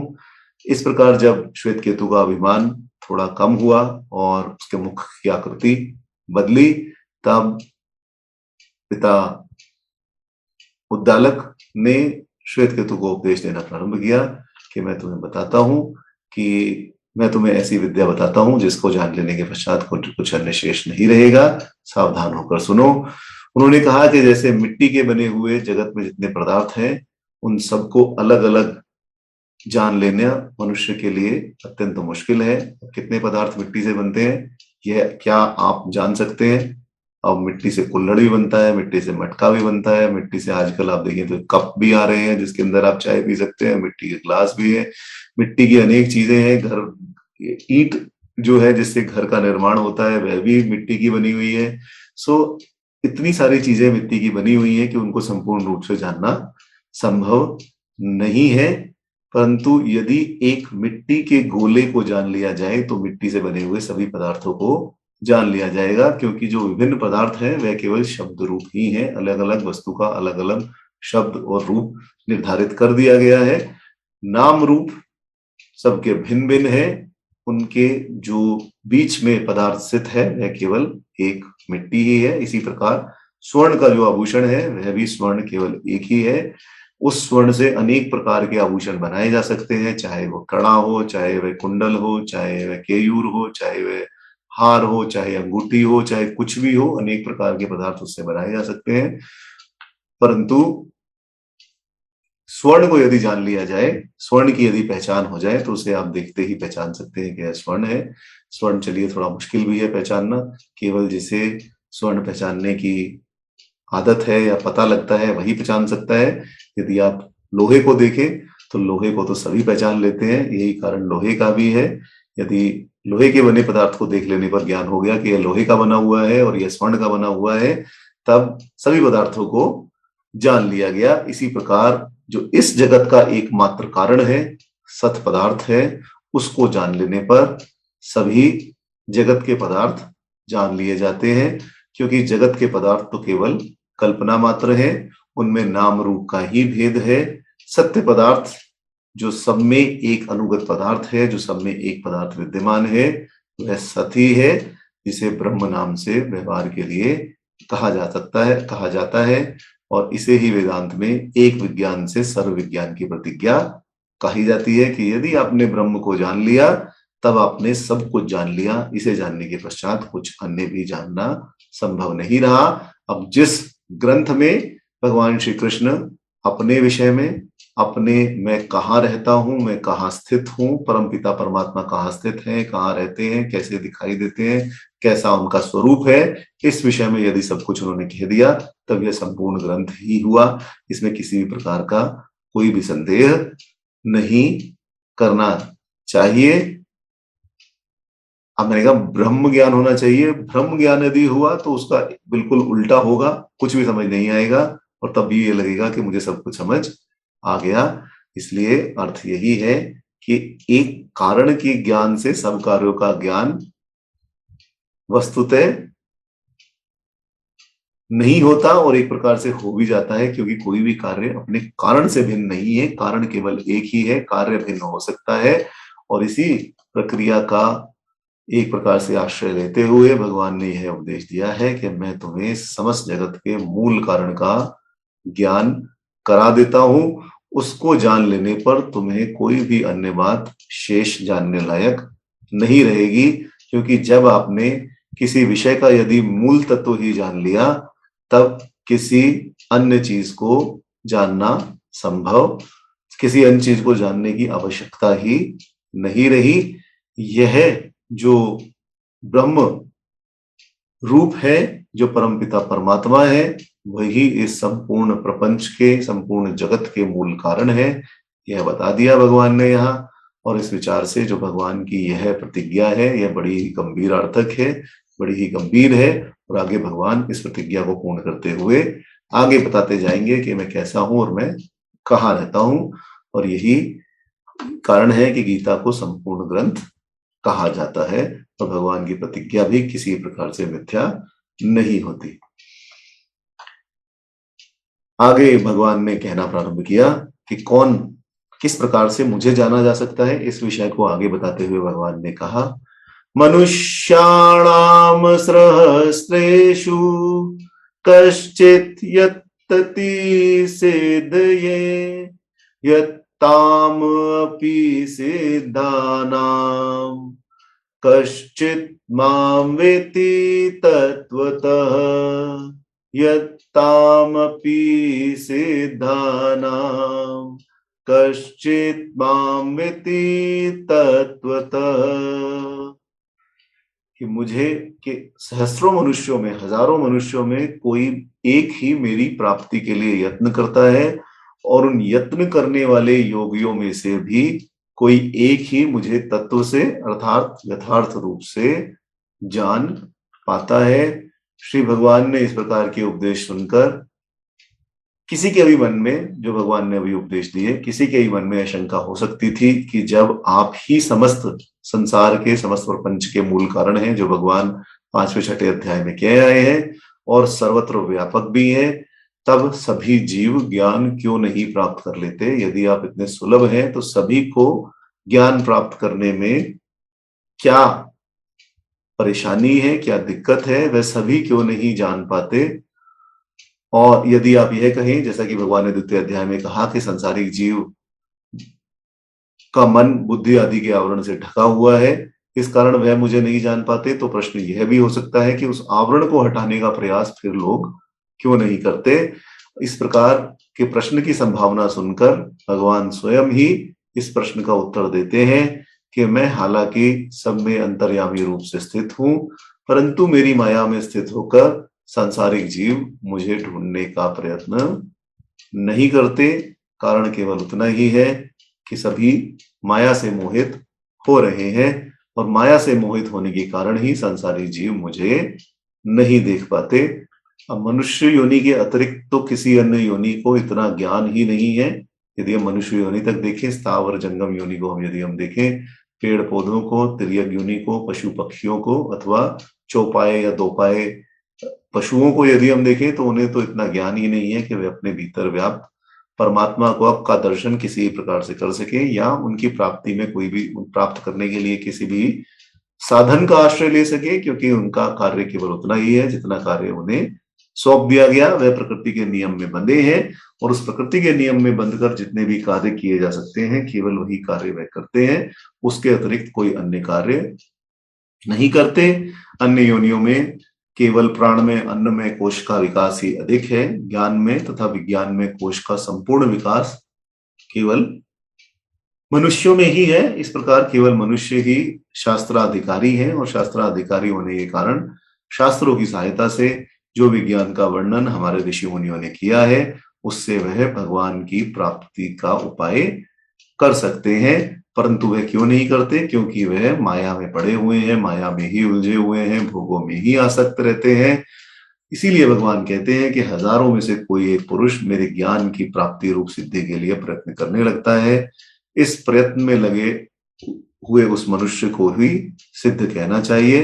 हालांकि सिद्धि उसे भी प्राप्त नहीं हुई, परंतु वह सिद्धि के लिए प्रयत्न तो कर रहा है।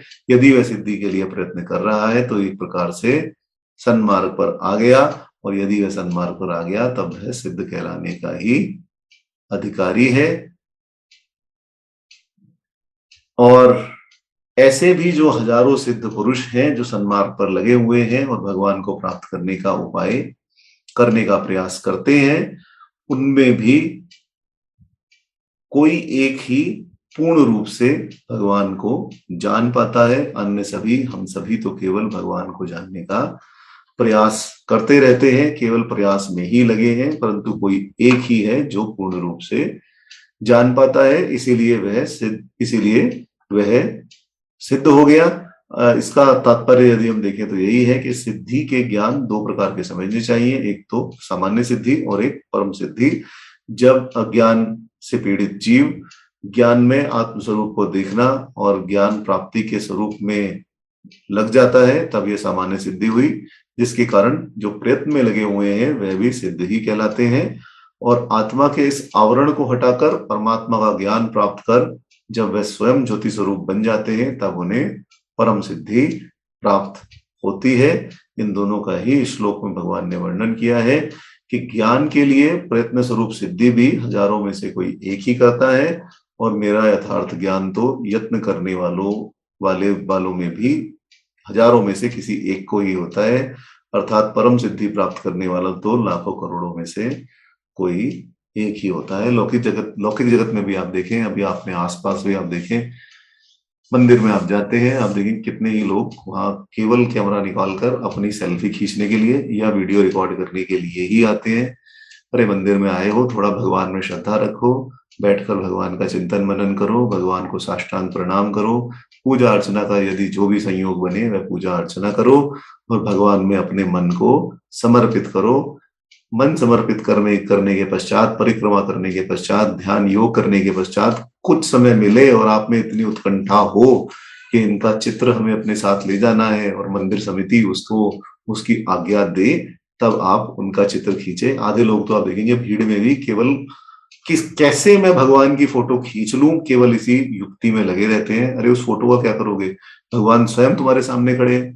भगवान के दर्शन करो, भगवान से आशीर्वाद प्राप्त करो, भगवान से अपना जीवन जीने के लिए बल मांगो, अपने कल्याण की कामना करो, भगवान की प्राप्ति के उपाय को खोजो।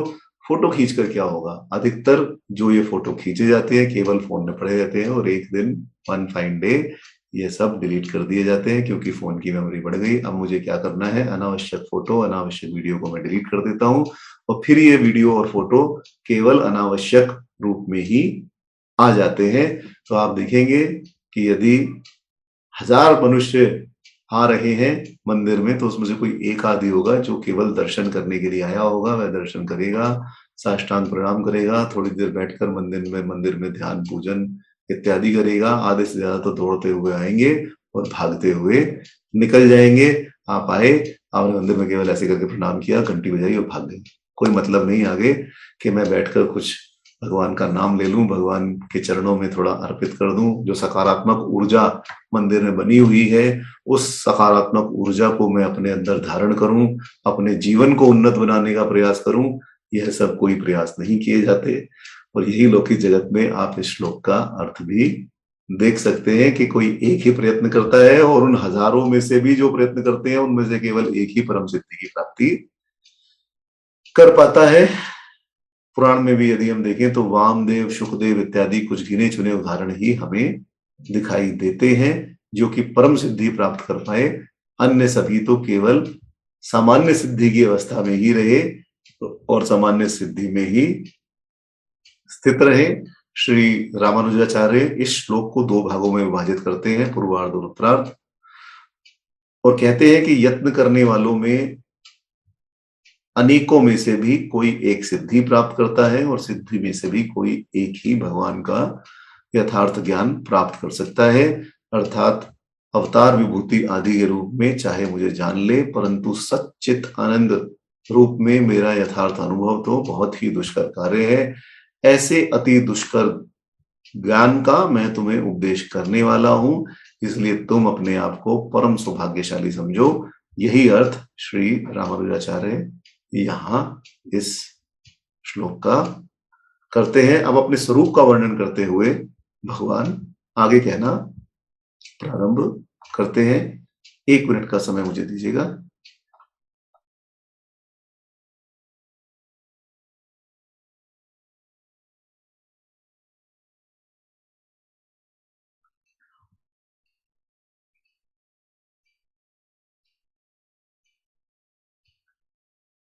अब भगवान अपने स्वरूप का आगे वर्णन करते हुए कहते हैं, भूमि आप नल वायु खम मनो बुद्धिरेव च अहंकार इतीयं मे भिन्ना प्रकृति अष्टधा अहंकार इतीयं मे भिन्ना प्रकृति अष्टधा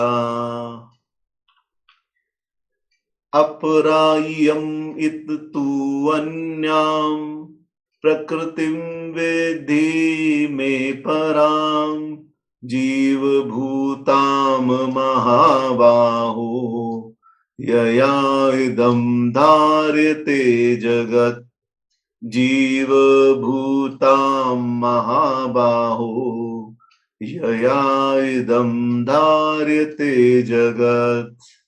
भगवान यहाँ कहते हैं कि पृथ्वी, अग्नि, जल, वायु, आकाश, मन, बुद्धि और अहंकार मेरी 8 प्रकार से युक्त प्रकृति है। हे महाभावो, यह 8 प्रकार के भेदों वाली मेरी अपरा अर्थात मेरी जड़ प्रकृति है। इसके अतिरिक्त जो जीव स्वरूपा अर्थात चेतन प्रकृति है, जिससे यह संपूर्ण जगत धारण किया जाता है, उसे तुम मेरी परा प्रकृति समझो, उसे तुम मेरी परा प्रकृति जानो। अब जैसा भगवान श्री कृष्ण ने प्रतिज्ञा की, उस प्रतिज्ञा के अनुसार ही भगवान यहाँ अपने स्वरूप दर्शन का आरंभ करते हैं। और सबसे पहले साधारण रूप से यह बताने के लिए कि प्रकृति है क्या, इसके लिए कहते हैं कि प्रकृति जल, अनल अर्थात तेज, वायु, खम अर्थात आकाश, मन, बुद्धि और अहंकार, यह 8 प्रकार की मेरी प्रकृति है। इसे अपरा प्रकृति जानना चाहिए।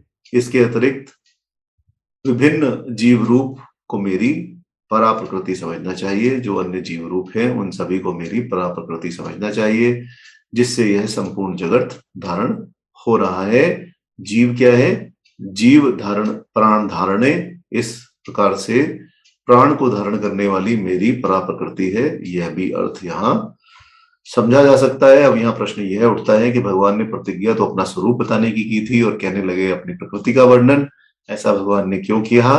तो इसका उत्तर यही है कि सभी प्रकार से, जिस प्रकार से मुझे जान पाओगे, भगवान ने यही निर्देश अर्जुन को दिया था और इसी प्रकार की प्रतिज्ञा की थी कि तुम मुझे समग्र रूप से जान पाओगे, समस्त रूप से जान पाओगे। इसी प्रतिज्ञा के निर्देश के लिए भगवान ने यहाँ कहा कि प्रकृतियों सहित भगवान को समझना चाहिए, और प्रकृतियों सहित भगवान को समझने के लिए प्रकृतियों का भी निर्देश आवश्यक है। इसीलिए भगवान का जो रूप है, जो अपना रूप है भगवान का, वह तो वाणी और मन से परे है, वाणी और मन से अलग है, किसी भी प्रकार से जानने के योग्य हो ही नहीं सकता।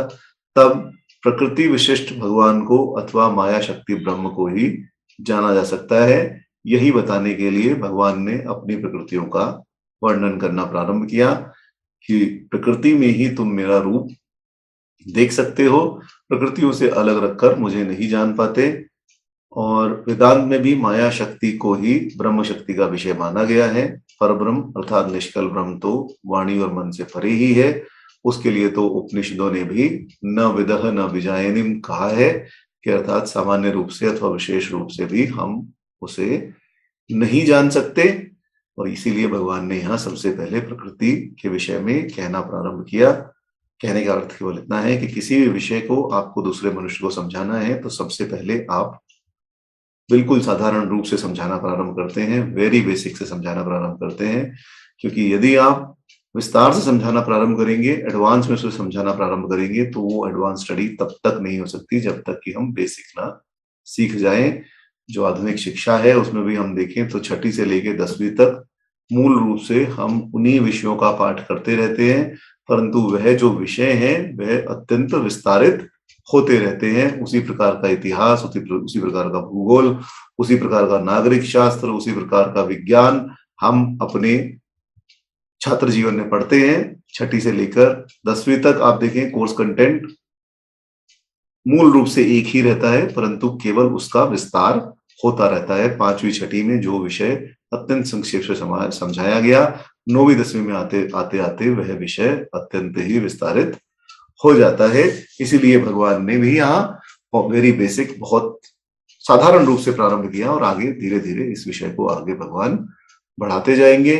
सांख्य शास्त्र में भी पदार्थों का 4 प्रकार से वर्गीकरण किया गया है। एक है मूल प्रकृति, दूसरी प्रकृति विकृति, तीसरी केवल प्रकृति, और चौथा भेद प्रकृति विकृति दोनों से भिन्न माना गया, जिसे वहां पुरुष कहा जाता है। इस पर यह प्रश्न हो सकता है कि प्रकृति विकृति भेद से जो 7 शब्द भगवान ने कहे, उनसे यहाँ बुद्धि, और उनमें तो केवल बुद्धि और अहंकार ही आए हैं। 5 मन महाभूत जो है, और मन केवल विकृति रूप के लिए ही कहा गया, ऐसा परस्पर विरोध क्यों हुआ?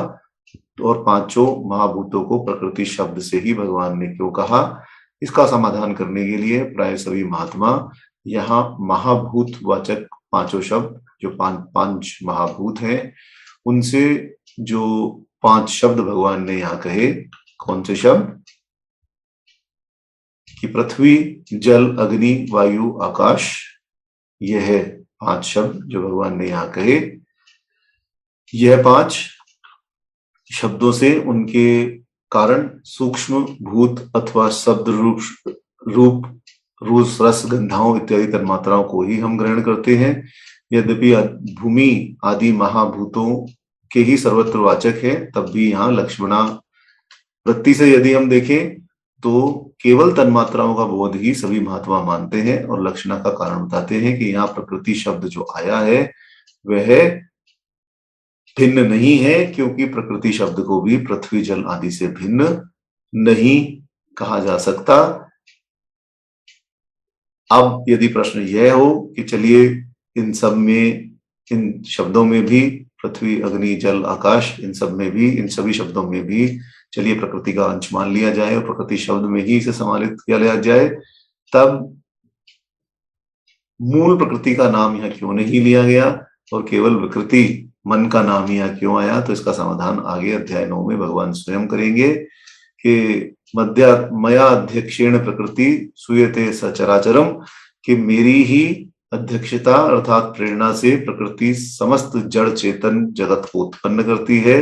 इसलिए स्वतंत्र रूप से, अलग रूप से प्रकृति का नाम यहाँ भगवान ने अभी नहीं लिया। आगे आगे जब विस्तार से कहते जाएंगे तब इस विषय को और भी स्पष्ट करते जाएंगे। मन सभी इंद्रियों का प्रेरक है, यदि मन की प्रेरणा न हो तो कोई भी कार्य नहीं किया जा सकता, यदि मन की प्रेरणा हो तो वह कार्य अवश्य ही किया जा सकता है। मन कामना रूप से भी जगत का परिचालक है, इसलिए यहाँ मन का नाम भी प्रकृतियों में ही भगवान ने गिरा दिया है। और इसी प्रकार आगे क्षर अक्षर अव्यय पुरुष का यहाँ संकेत भगवान ने आरंभ कर दिया है, जो 15 अध्याय में जो विषय आएगा क्षर अक्षर का अव्यय पुरुष का, उसका यहाँ पर भगवान ने संकेत रूप से प्रारंभ कर दिया है। अव्यय पुरुष स्वयं भगवान है। भगवान श्री कृष्ण ने गीता में प्राय सर्वत्र अहम शब्द ही अव्यय पुरुष का निर्देश किया है, और क्षर पुरुष को अपरा प्रकृति और अक्षर पुरुष को परा प्रकृति माना है। अक्षर पुरुष को कूटस्थ शब्द भी कहा गया है, और जहां जीव से और यहाँ उसे ही जीव से कह दिया गया, इस प्रकार का कोई विरोध नहीं होता, क्योंकि जीव तो कूटस्थ ही रहता है। यहाँ एक जो महात्माओं में थोड़ा सा मैं कहूं कि तारतम्य नहीं है, एक साथ एक साथ मिले हुए शब्द नहीं कहे गए, यह भी है कि परा और अपरा प्रकृति जो है वह केवल भागवत गीता में ही आई है। उपनिषदों में परा और अपरा प्रकृति नहीं बताई गई। अब आप कहें कि ऐसा क्यों कहा गया, तो भगवान अत्यंत सरलता से अर्जुन को समझाना चाहते थे। युद्ध करने के लिए दोनों के मध्य में खड़े हैं। अब यदि उपनिषदों का ज्ञान ही भगवान अर्जुन को देते मुख्य रूप से, तो अर्जुन यही कहते कि यह सब ज्ञान तो मुझे पता है, पर इसकी क्या आवश्यकता है अभी यहाँ। इसलिए भगवान ने कि न तो इस प्रकार का प्रसंग अभी है कि अधिक रूप से इसका वर्णन किया जाए, और न ही इसी प्रकार का ज्ञान देने की भी अर्जुन को आवश्यकता है। इसलिए जितना ज्ञान अर्जुन को देने की आवश्यकता है, उसी प्रकार से भगवान आगे प्रत्येक अध्याय में बढ़ते रहते हैं। एक बार मन स्थिर हो गया, अभी तक भगवान केवल कर्मयोग में प्रवृत्त कर रहे थे, मन को स्थिर करने का विचार कह रहे थे। अब भगवान धीरे धीरे उसमें परा और अपरा प्रकृति के विषय कहते हुए यह बता रहे हैं कि मैं ही सबका मूल हूं, और मुझ में ही सभी घुटे हुए हैं। इसलिए यहाँ संक्षेप से धीरे धीरे उसके विचारों को दृढ़ यहाँ भगवान कर रहे हैं, और इसी विषय को आगे कहते हुए अब स्पष्ट रूप से भगवान कहते हैं कि तत्योयिनी भूतानि सर्वाणि इति उपधारय अहम कृत्स्नय जगत प्रभवः प्रलयः तथा अहम कृत्स्नस्य जगतः प्रभवः प्रलयः तथा। कि अर्जुन, संपूर्ण भूत इन दोनों प्रकृतियों से ही उत्पन्न होने वाले हैं, और मैं ही संपूर्ण जगत की उत्पत्ति तथा प्रलय का स्थान हूं, अर्थात संपूर्ण जगत का मूल कारण मैं ही हूं, कोई अन्य नहीं है। अब इसी विषय का विस्तार आगे भगवान करते रहेंगे, और 13वें अध्याय में क्षेत्रज्ञ का निश्चय करेंगे, निर्देश करेंगे, और कहेंगे कि जो भी कुछ स्थावर जंगम तुम्हें इस संसार में दिखाई देता है, वह सभी इन क्षेत्रज्ञ के संबंध से ही जाना जाता है, और इसी विषय से इसे भी जानना चाहिए।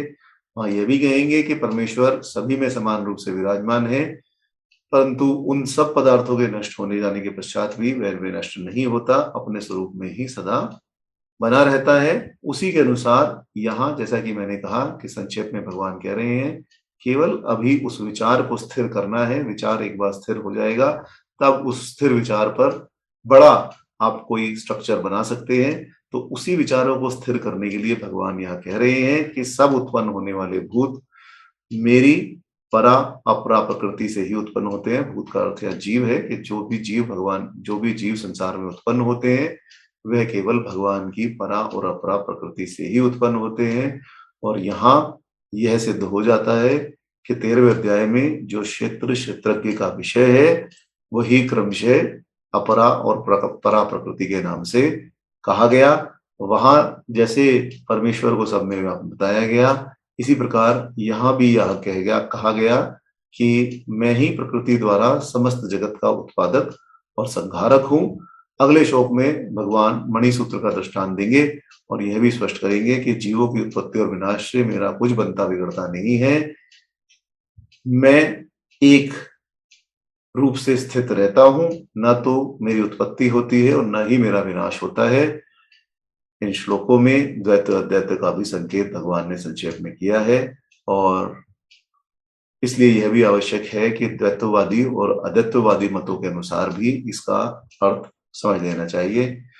भगवान शंकराचार्य ने पहले कही गई अपरा प्रकृति को माया रूप अव्यक्त ही बतलाया है और इसके अनुसार इन श्लोकों का भी आशय उनके मत से यही है कि माया शक्ति के द्वारा मैं ही समस्त जगत का उत्पादन और संहार करता हूं।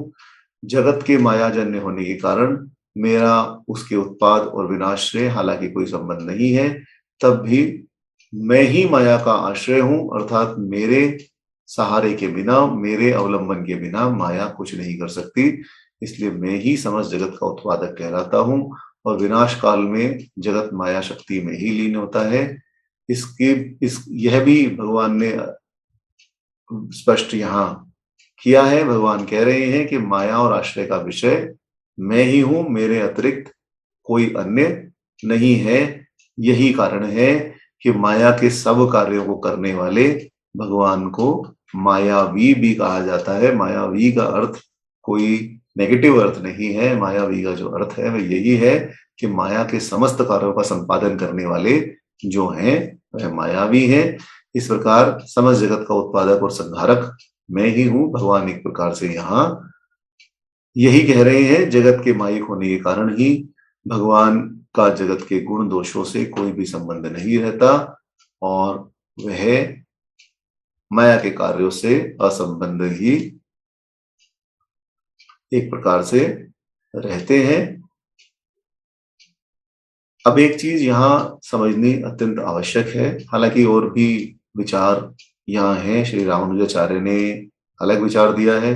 श्री रामानुजाचार्य ने यहाँ कहा है कि जड़ चेतन रूप प्रकृति और जीव परमात्मा के शरीर रूप है और परमात्मा ही उनके आत्मा होने के कारण प्रधान है। और उन्होंने यही अर्थ इस श्लोक का किया है कि समस्त जड़ चेतनात्मक पदार्थ जो जगत में उत्पन्न होते हैं वह मेरी इन दो प्रकृतियों से ही उत्पन्न होते हैं, अर्थात मेरे शरीर से उत्पन्न होते हैं और परा और अपरा दोनों प्रकार की प्रकृति भी मुझसे ही उत्पन्न है।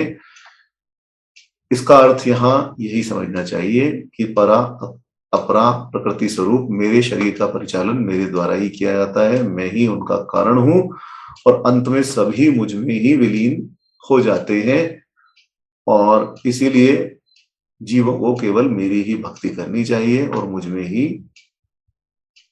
अपने मन को अर्पित करना चाहिए। अब यदि आप उदाहरण के लिए देखना चाहें तो जल और दूध को यदि आप मिला दें तो हालांकि दोनों एक जैसे ही प्रतीत होते हैं, परंतु जल दूध से अलग ही रहता है। यदि आप दूध को उबालें तो वह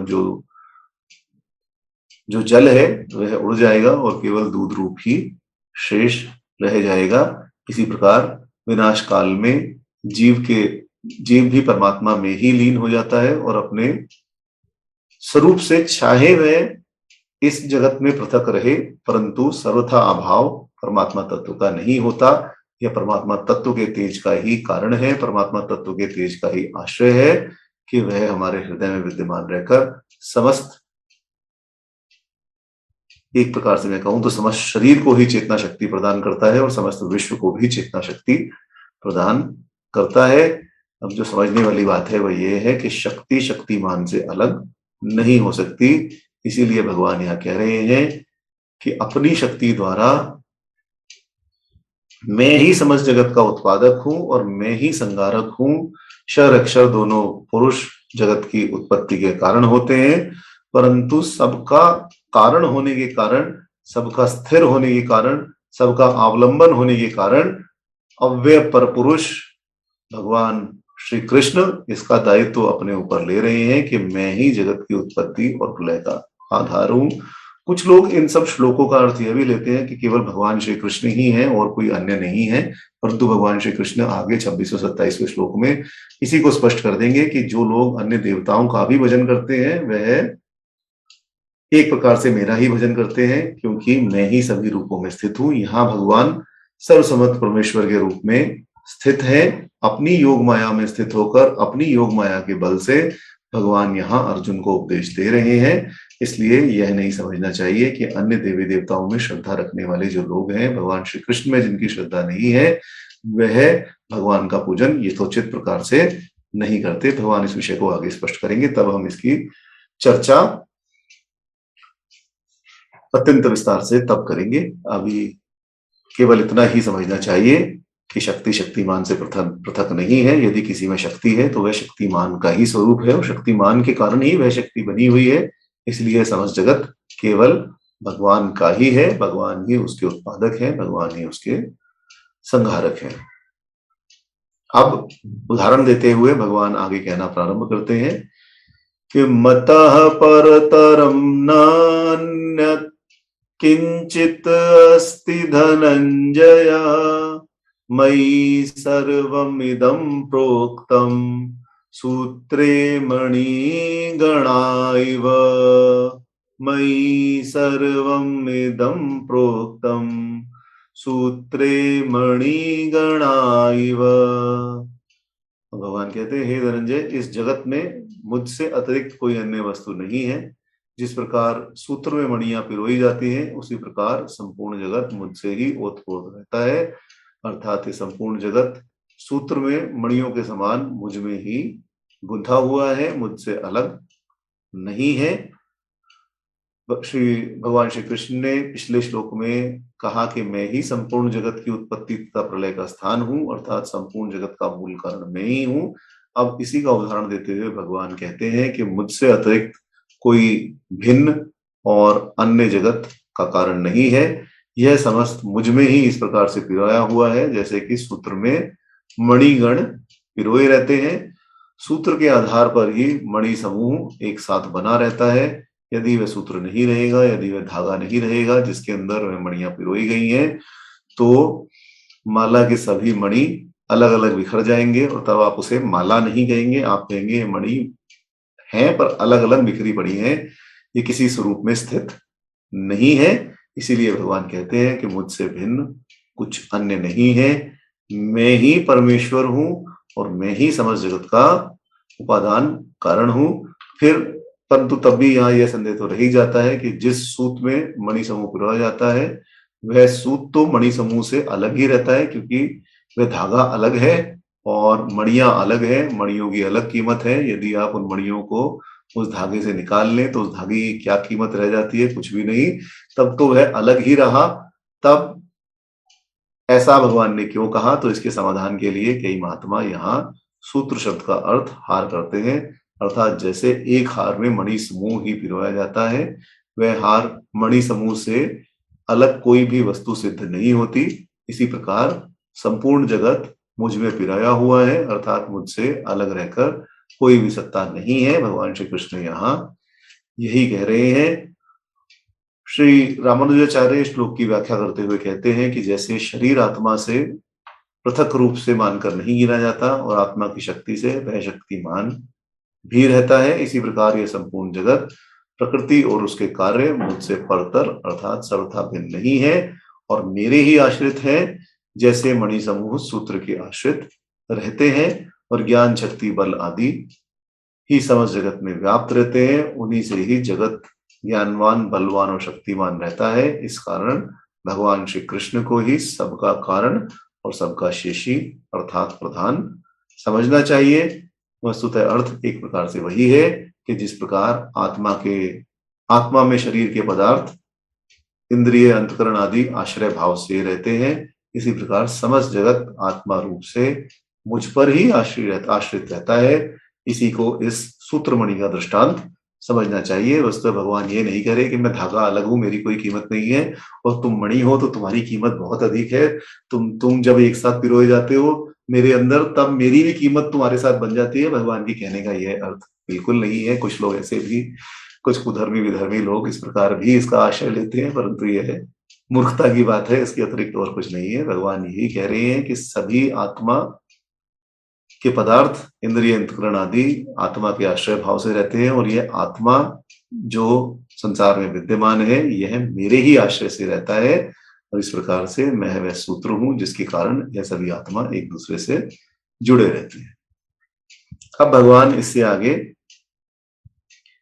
कहना प्रारंभ करते हैं कि मैं कहां कहां स्थित हूं और मैं किस प्रकार से इस जगत में विद्यमान हूं।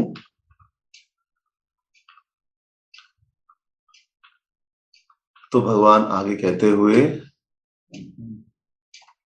हैं कि रसो अहम अप्सु कौन्तेय प्रभास्मि शशि सूर्यो प्रणव सर्ववेदेषु शब्दः खे पौरुषम नृषु। हे कुंती नंदन, मैं किस प्रकार स्थित हूं? मैं जल में रस हूं, चंद्रमा और सूर्य में प्रकाश हूं, संपूर्ण वेदों में मैं ओंकार हूं, आकाश में शब्द हूं और पुरुषों में मैं मनुष्यत्व हूं। तो इस प्रकार से मैं सभी स्थित चीजों में स्थित हूं। अपने स्वरूप का वर्णन भगवान इसी प्रकार करते हैं कि संपूर्ण संसार सूत्र रूप से मुझ में ही जुड़ा हुआ है। और कौन किस प्रकार, पहले भगवान ने सूत्रमणि का दृष्टांत दिया और अब यह कहते हुए कि कौन किस किस रूप में कैसे कैसे इस सूत्र में पिरोया हुआ है, तो कहते हैं कि जल तत्व में रस पिरोया हुआ है। इसी बात के लिए भगवान ने कहा कि मैं जल में रस हूं, यदि जल में रस ना हो तो जल जल नहीं रहेगा। और अति विशद रूप में इसका वर्णन समझा जाए तो यही होगा कि जल का सार रस ही है। यदि जल में रस नहीं रहा तब वह जल का अस्तित्व ही खत्म हो जाएगा, इसके अतिरिक्त कोई भी अन्य तत्व शेष नहीं रह जाएगा। क्योंकि रस के बिना जल का जो तत्व है वह केवल कल्पना मात्र है, इसके अतिरिक्त और कुछ नहीं है। इसी प्रकार सूर्य और चंद्रमा में जो प्रभा है, अर्थात जो उनका प्रकाश है, वह जो हमें दिखाई दे रहा है, यदि वह नहीं रहे तो क्या हम सूर्य और चंद्रमा को देख सकते हैं? हमें पता ही नहीं चलेगा। जैसे इतने सारे ग्रह आकाश गंगा में घूम रहे हैं, वैसे ही सूर्य चंद्रमा भी घूमते रहेंगे। जब उनका प्रकाश ही समाप्त हो गया तब उनमें कुछ नहीं रहा। इसलिए परमात्मा और आत्मा का यही संबंध है कि यदि परमात्मा से संबंध आत्मा का टूट गया तब आत्मा भी छिन्न भिन्न होकर बिखर गया, कुछ भी उसमें वर्णन नहीं रहा। इस प्रकार वेदों में कहा गया है कि प्रणव ओंकार ही वेदों का सार है, वेद वाक्य रूप है। और वाक्य के विषय में श्रुति में कहा गया कि आकारो व सर्ववाक शेषा सर्वाश्री विभजान मना बही नाना रूपा च भवती। अर्थात आकार ही सब वाणी रूप है, उसके साथ स्पर्श और ऊष्मा का योग होने पर उनसे अभिव्यक्त होती हुई वाणी बहुत से भिन्न भिन्न वर्गों के रूप में चली जाती है। इनसे ऊष्मा का रूप विसर्ग है और स्पर्शों का प्रतिनिधि मकार में लिया गया है। इस प्रकार आकार के साथ में लाने पर प्रणव अर्थात ओंकार बनता है। इसलिए ओंकार को ही सर्ववाक रूप कहा जाता है। इसी आशय से भगवान ने कहा कि वेदों में प्रणव रूप अर्थात वाक रूप मैं ही हूं, वाक के अतिरिक्त वेदों में कुछ भी अन्य नहीं बचता। इस प्रकार पुरुषों में जो पुरुष का मुख्य धर्म है, जिसे पुरुषत्व अथवा पौरुषे कहा जाता है अथवा मनुष्यता कहा जाता है, उसके अतिरिक्त पुरुष में यदि वह हटा दिया जाए तो पुरुष में कुछ भी नहीं बचता। वह पुरुषत्व आश्रम और धर्म दोनों मार्गों में प्रकट हो रहा है। यदि किसी मनुष्य से हम उसका मनुष्यत्व हटा दे तो उसमें क्या बचेगा? कुछ भी नहीं, फिर वह पशु के समान ही हो जाएगा।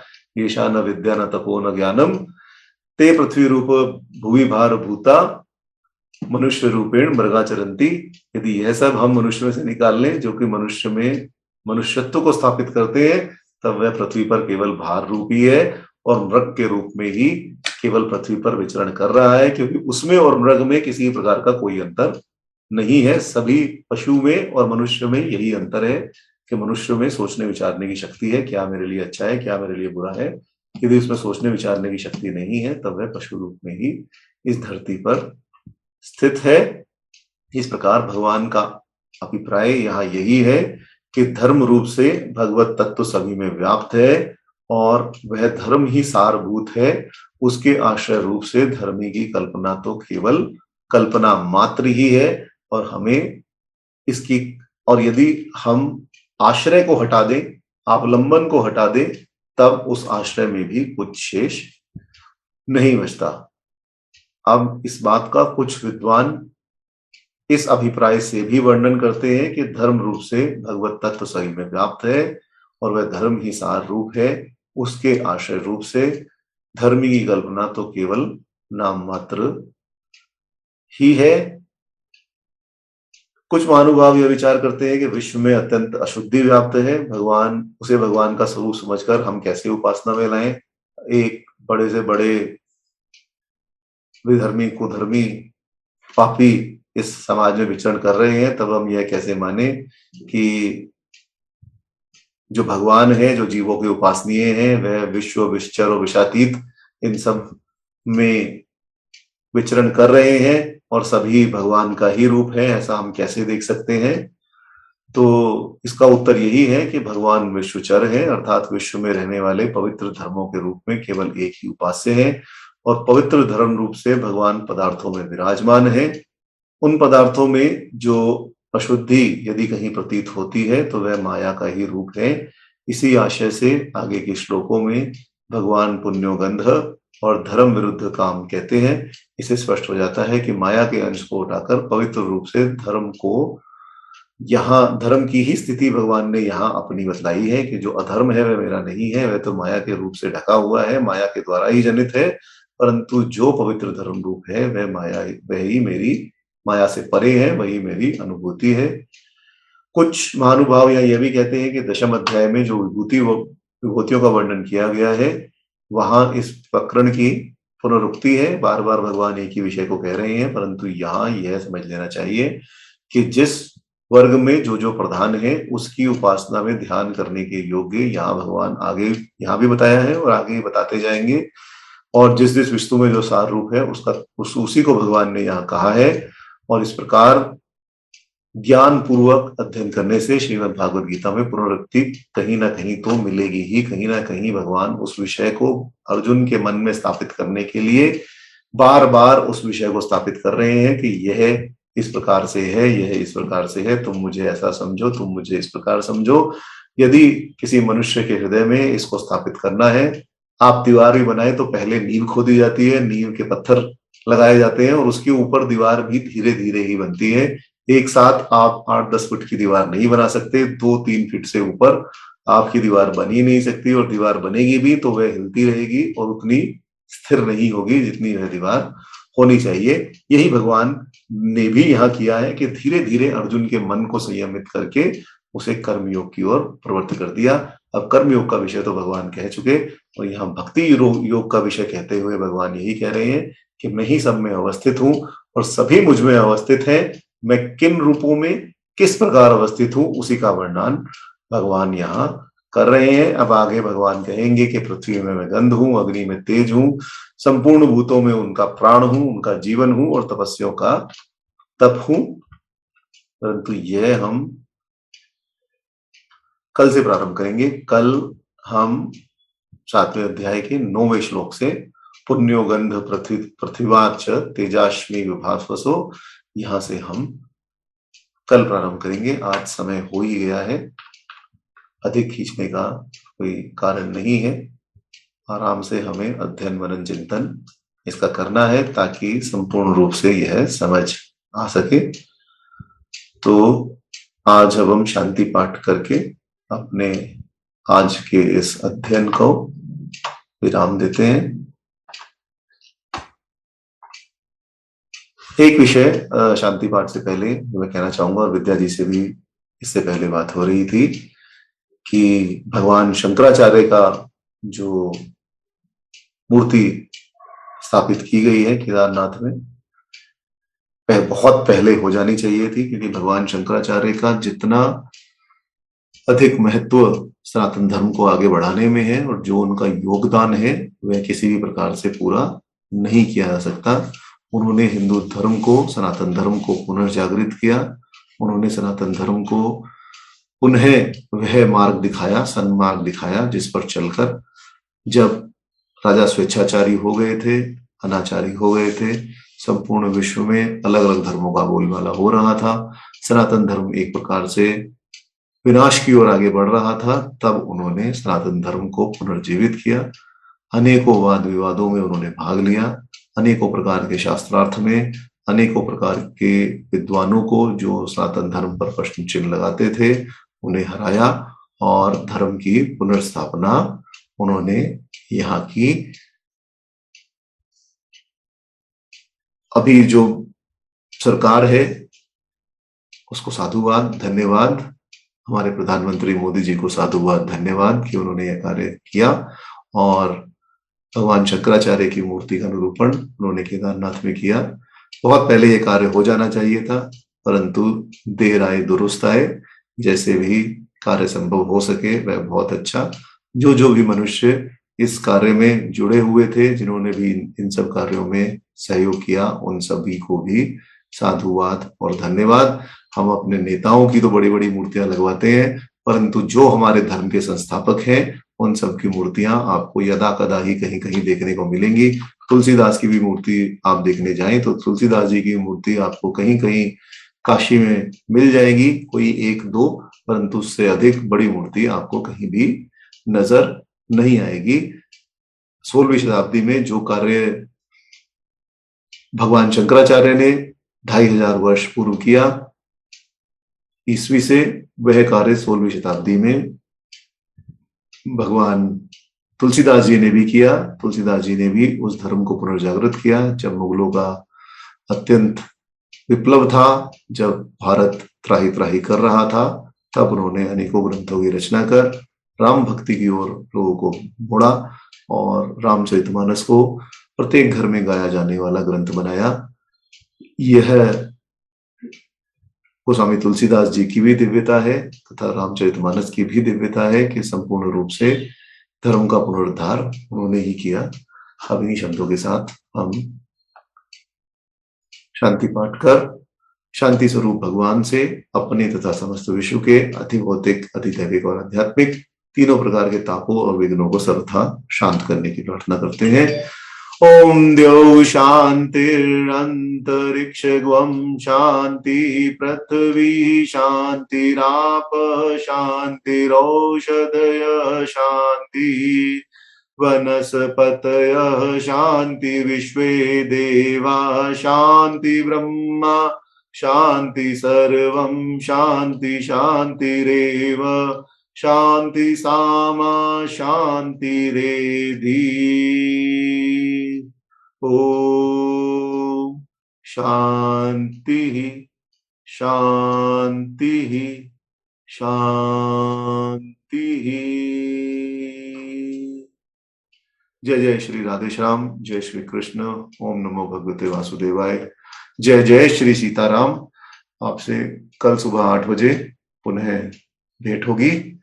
तब तक के लिए आप सभी को प्रणाम, नमस्कार। कल सुबह हम कर्म के विषय पर थोड़ा प्रकाश डालते हुए फिर आगे अध्याय 7 के 9वें श्लोक से प्रारंभ करेंगे। तब तक के लिए आप सभी को प्रणाम। जय श्री राम। जय श्री विष्णु भगवान।